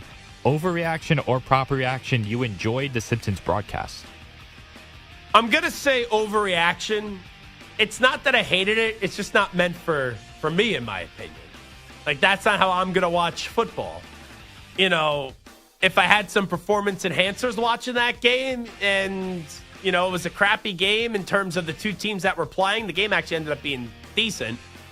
Maybe that'd be enjoyable to watch it. I saw some clips on it. It's not something that I would tune into, but I don't crush the NFL and write Disney for doing it because I'm not a curmudgeon. It is fun still at the end of the day. But did I enjoy it? I really had no opinion, so overreaction. Now, Justin Tucker is considered by many to be the greatest kicker in NFL history, but he struggled. The Swifties, Patrick Mahomes, Travis Kelce. You mess with Mahomes, you mess with Kelce. Justin Tucker, you'll be cursed forever. Forever. Forever. All right, sorry. What just happened there? It's like Madame Zeroni in Holes right there. He might be cursed. Don't forget Madame Zeroni. Your family will be cursed forever. So he is connected on just 19 of 27 kicks for a career-low 70% success rate, which is well below his career average of 90%. After the Ravens bye, however, John Harbaugh says that Tucker is, quote, in a great place. And the Tucker says that he feels, quote, very good. So overreaction or proper reaction, you believe Tucker will overcome his poor start and turn back into the kicker that he has always been? I think so. Because now everyone's making it a big deal. It is a big deal. I think the great athletes, when they get counted out, they find a way to dig a little bit deeper. So I'm going to go proper reaction there. I'll turn around. After losing Tua Tagovailoa to another concussion and starting the season 2-6, actually, I'm going to interrupt you here still. Okay. I'm going to add a caveat. I think he needs to publicly ask for forgiveness. I think he needs to beg the Swifties and beg the Mahomes and Kelce families to forgive him for what he did before that AFC Championship game, and then the curse and the spell will be taken off of one Justin Tucker. I can get behind that. So the Dolphins they started 2-6 with the Tua injury, but they are now rolling again as Tua's back and healthy. Winners of 4 of their last 5, including Sunday's 32-26 overtime win over Samter's Jets. The Dolphins are 2 games. Now we're saying Samter's a Jet fan again? We sure are. Oh, boy. Yeah, they are 2 games back at the Broncos. Overreaction or proper reaction, if they make the postseason, the Dolphins are dangerous. No, because they can't win a big game. Overreaction. If the Dolphins make the postseason. Yeah, you know what? If I ever get that date with Beyonce, I have a chance to marry her. Like, what are we doing here? The Dolphins, they went to Green Bay. They talked all that smack. Oh, it's time to change some narratives. And they were a dud. A dud. stop with this nonsense. We do this. I hate this part of radio. A team shows you who they are, and then the following week, they had a gritty victory up against a team that sucks. If they make the playoffs, they're dangerous. I'm not doing that. If they make the postseason, the Dolphins are dangerous. Yeah, dangerous to go home and enjoy the offseason. Come on, what are we doing? Overreaction. All right, last one. While all the focus has been on Bill Belichick's possible agreement to coach North Carolina, many believe that he's holding out hope for an NFL job. The Saints, Bears, and Jets are already vacant, though the Jags, Raiders, Giants, Bengals, and Cowboys could open up as well. Some have linked Belichick to the Jaguars because of his previous relationship with GM Trent Baalke and, of course, his appreciation for Trevor Lawrence. Overreaction or prop reaction, you would rather see Belichick at UNC than coaching the Jags? I'm going to ask you an awkward question here, Stu. Okay.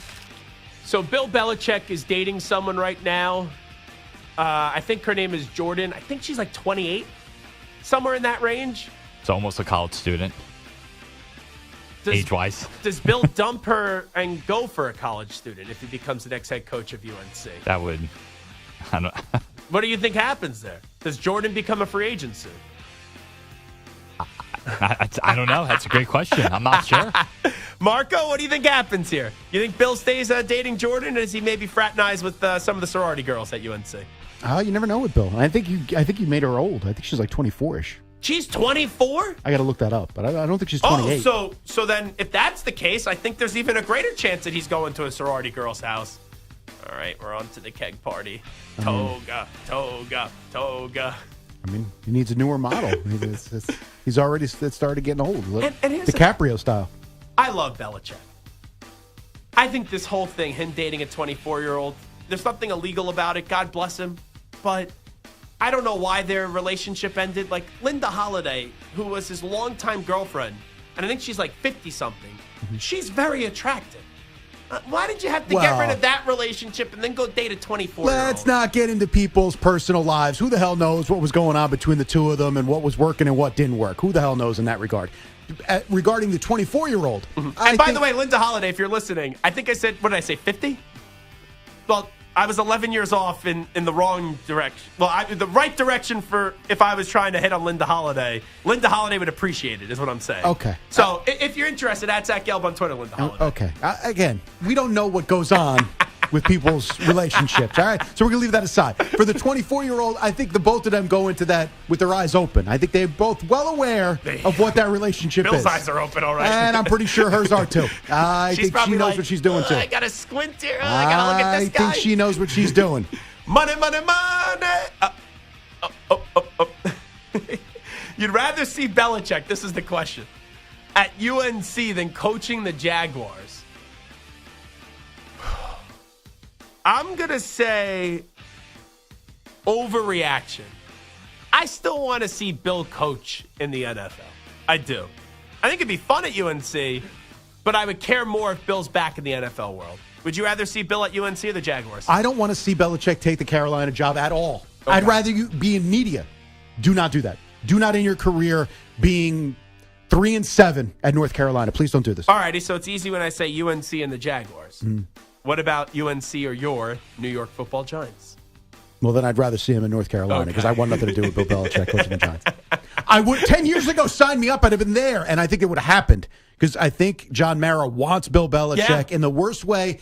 In essence, he wants him to bookend and end his career with the Giants. I think Belichick would do it for free. I just don't think at 73 it's the right thing to do for the Giants. 73? That's the thing, and that's the only reason. It's not look at the way it ended with the Patriots. I'd roll that dice 100 times out of 100, but he's 73. It's a Band-Aid. 50 years between him and the girlfriend? That's separate. It's a Band-Aid football-wise. Right well, almost. It's Band-Aid. She's 24. Oh, okay. Close. But about 50 years. Again, for football-wise. It's a Band-Aid. I'm in the right Belichick. zip code. Yes. But football-wise, Band-Aid. Belichick girlfriend?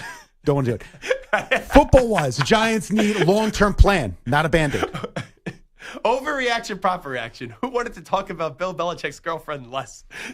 Was it Marco or was it Stu? That's me. I don't know. I think it was Stu. I think it's me. I avoided that pretty. Stu was like, why are you asking me this? Screw you. Honestly, and it's not that what makes me uncomfortable is just the look of that. I don't want to picture Bill Belichick you imagine, doing that. I don't want to see that. I don't want to see the door cam. Why do you have to have such it. a dirty mind and think about the Bam Chicka Wham Wham time? I don't want to do it. Can you imagine if the father of Jordan is, I think her name's Jordan or Jordana, something like that. I don't know her name. Could you imagine if, I don't know, he's like a Bills fan or a Jet fan, and Belichick's just beating the crap out of your team for all those years, and then your daughter goes, "Oh, I'm bringing home a new boyfriend," and in walks Bill Belichick. What is this, his father? Well, the boyfriend's father? Like that would be my first thought. Well, I'm pretty sure, I don't know her father, but my guess is he's younger than Belichick. Oh, wow. I didn't even by think a about decent that. amount. Yeah, like let's say if by a she's like decent 30 amount. years older. Yeah. By a decent amount. Jeez. Because I'm like, my parents are 65. My dad's 65. I won't say my mom's age on the air, but she's younger. Only by 2 years.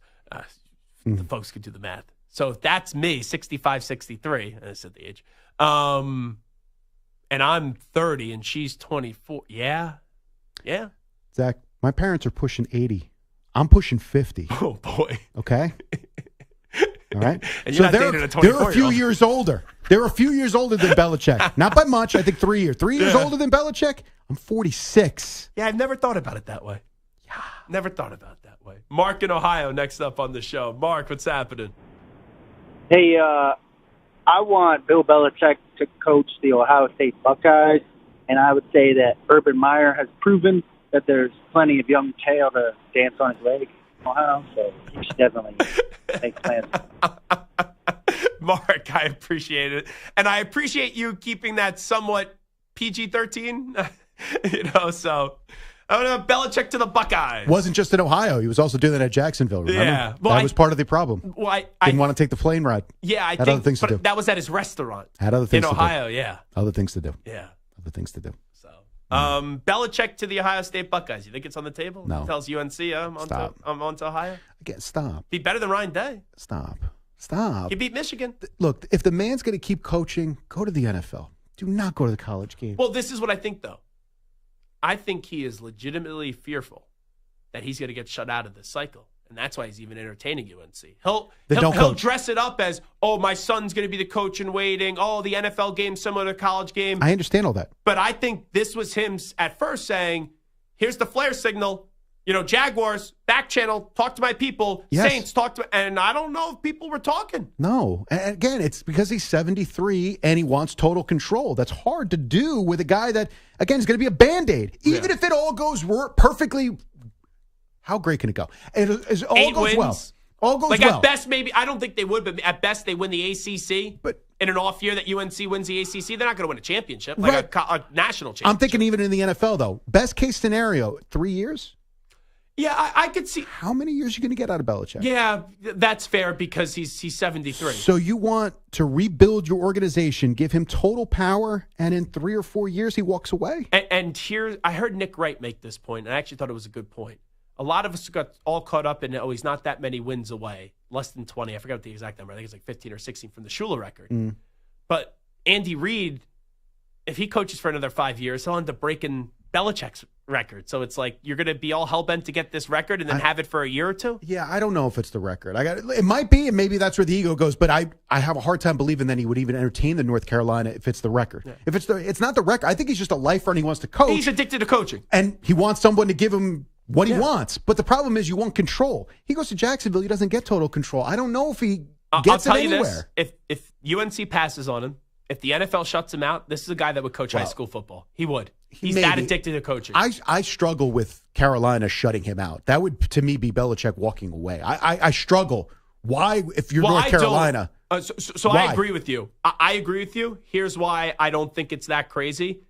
This report was he agreed to accept the job, but it's on his terms. He said, I'll be your coach. There's 400 pages. This is what I want done.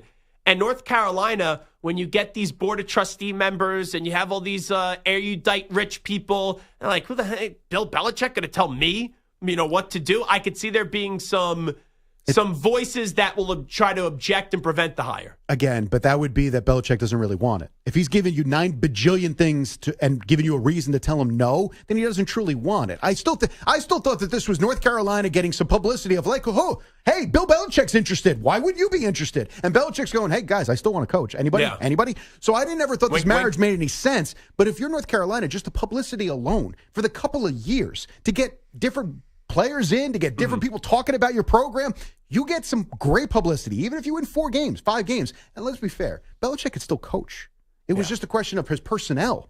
Sure. You can get personnel with college. Mac 'cause Jones he doesn't in the have to do it. playoffs. He's not going to sit on your couch. You think Bill Belichick's coming to your house and letting you know, I want to recruit you to... He's going to send somebody. He doesn't have to come to your couch. He doesn't have to come to your living room. It's about money, and somebody else will make the pitch. So you know how Belichick and this girl supposedly met? They were on a plane and they were bonding over like her college work, or it was like some history assignment they claim. History makes sense. Do you think He's a history buff. Do you think one of his demands is that she gets free graduate school from UNC? And that would be a no for you? I mean, like, that's what I'm saying. Like, this doesn't make any sense. If you actually wanted Belichick, if he wanted to coach North Carolina, that should be done in 2 seconds. I don't think he wants to go there, and I think North Carolina, in some ways, would prefer to have a regular college coach. Who will be the next quarterback of Stu's Raiders? We will get into that next. Update time first. Here is the biggest fan of Bill Belichick, El Capitan, Marco Belletti. Infinity Sports Network Sports Flash. Now, Zach, Eagles have won 9 straight. Apparently, though, not all peaches and cream in the city of brotherly love, as A.J. Brown and Jalen Hurts apparently butting heads again. Brandon Graham fueled the fire. Some comments made on WIP in Philly on Monday. Made plenty of some issues from last season. Head coach Nick Sirianni shot down the tension, made sure to explain some of the differences from last year when they dropped 6 of 7, including the playoffs, to end the season. Every Monday after the game, we show, our celebrations together, right, after big plays and kind of a montage of that. And I see so much joy from this team. And there's, we can say, hey, there's 23, based off what happened the last couple of days. Hey, oh, man, there's a little 2023 vibes. I see a lot of 2022 vibes. That courtesy of WIP in Philadelphia. Eagles with a big one at home for the Steelers on Sunday. Bill Belichick, North Carolina, said to still be talking about the head coaching position. Reports are still some hurdles to go through before anything can be done. So we'll see if the 6-time Super Bowl winner and 73-year-old wants to take a shot at coaching in college for the first time. Elsewhere, Michigan defensive tackle Mason Graham declared for the NFL draft. Graham's being looked at as a possible top 5 pick. I'm Marco Belletti. Hey, like us on Facebook. Our handle is INF Sportsnet. That's INF Sportsnet for our Facebook page. This is the Infinity Sports Network.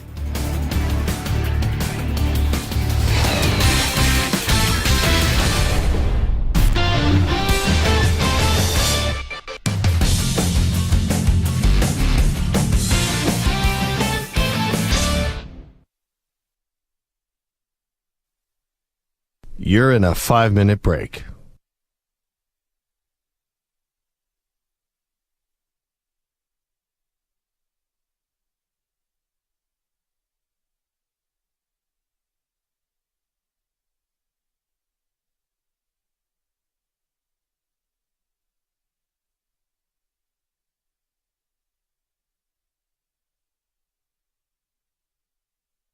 Four minutes, 30 seconds remaining.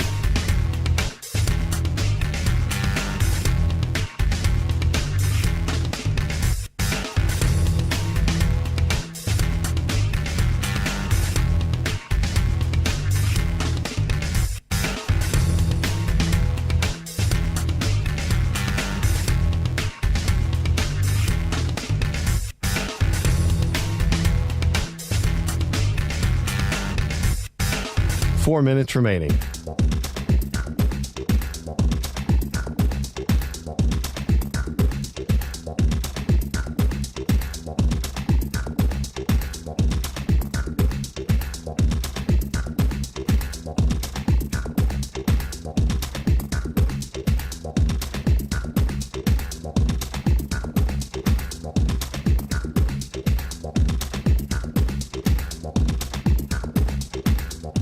Three minutes, 30 seconds remaining.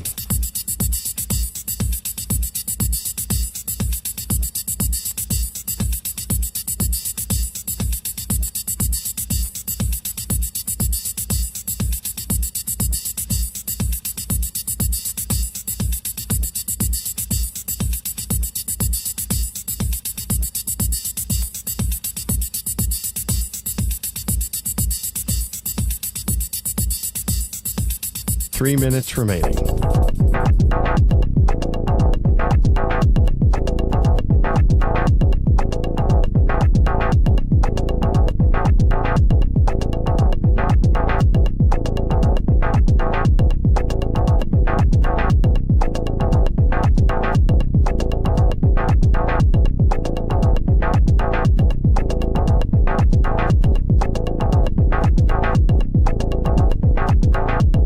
Two minutes, 30 seconds remaining.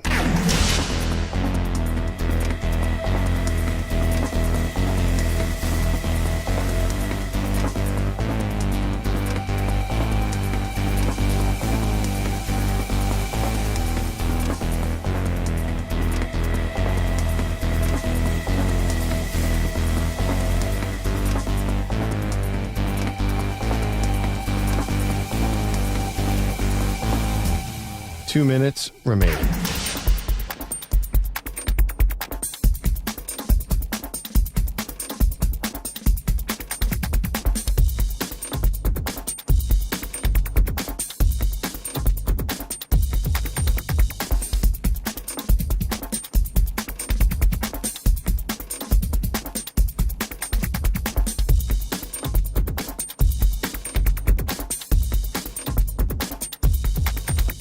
One minute, 30 seconds remaining.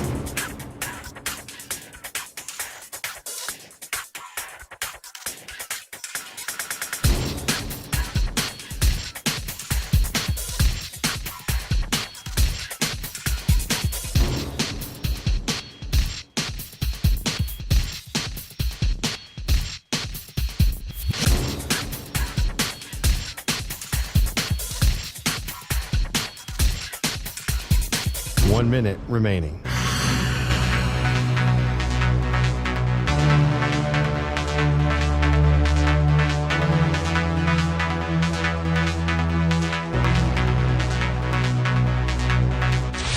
Five seconds remaining.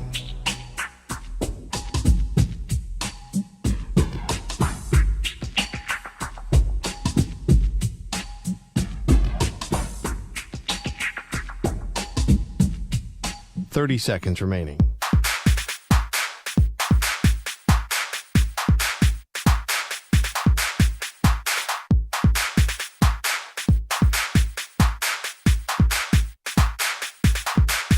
Fifteen seconds.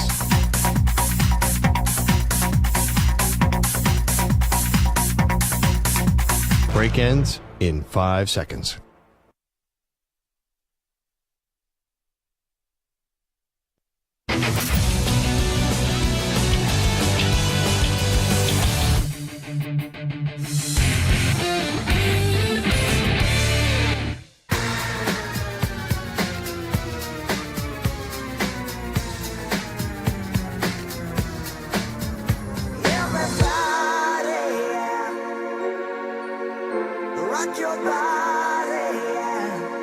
Hey, this is Howie. And this is Nick from the Backstreet Boys. And you're listening to the Zach Gelb Show. And guess what?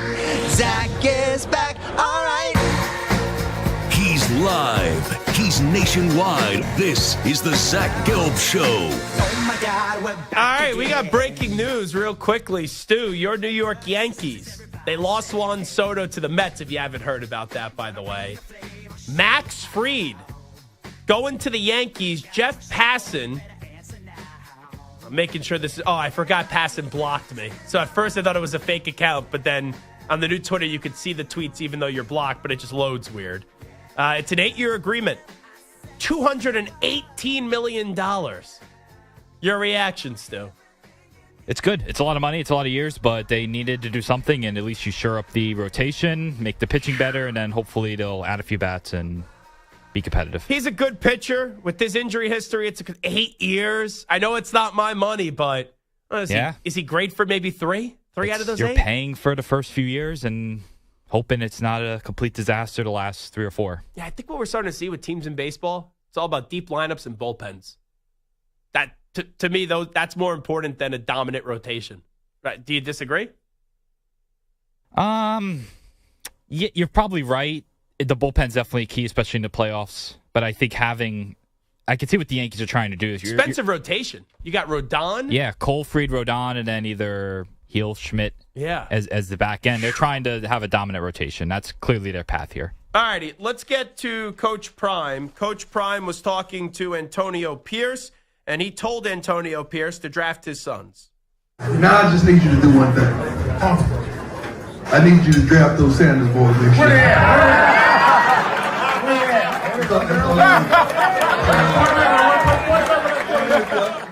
So, Stu, I know I've said this in the past, and I think it was when Brady finally got approved as a minority owner, and I looked this up today. I said October 15th, 2024, early prediction. I think Tom Brady finds a way to draft Shedeur Sanders to be the next QB of the Raiders. So I was trying to find that tweet today, Stu, and when doing so in the process, I found a tweet from May 1st, 2024. So this is right after the draft.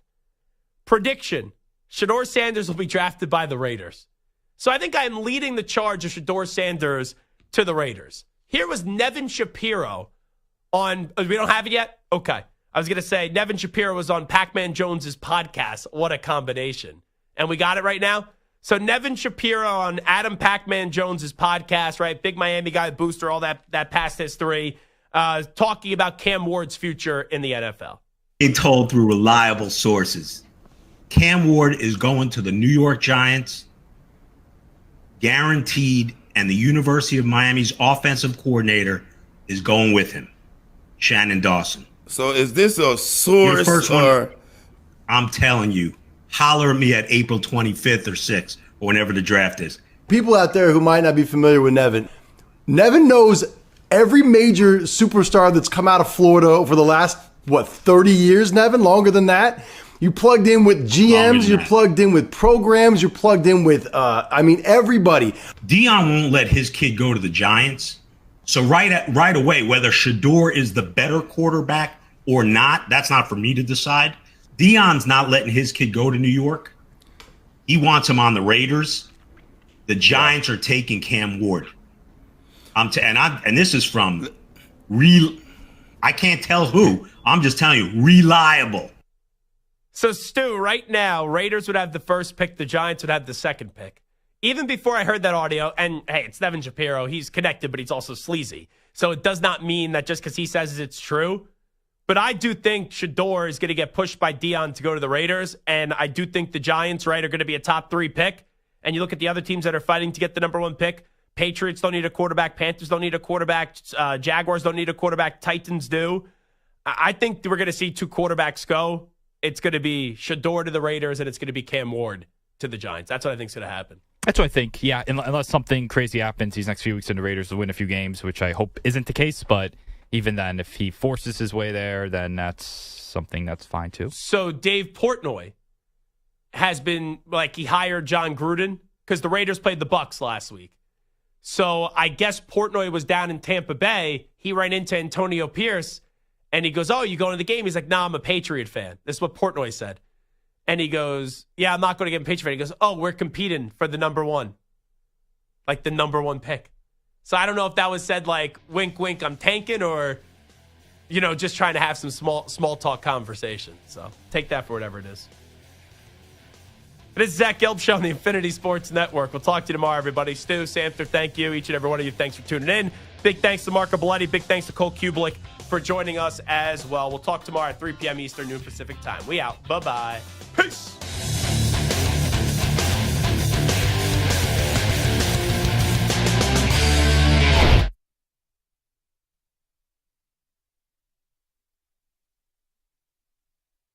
You're in a 5-minute break.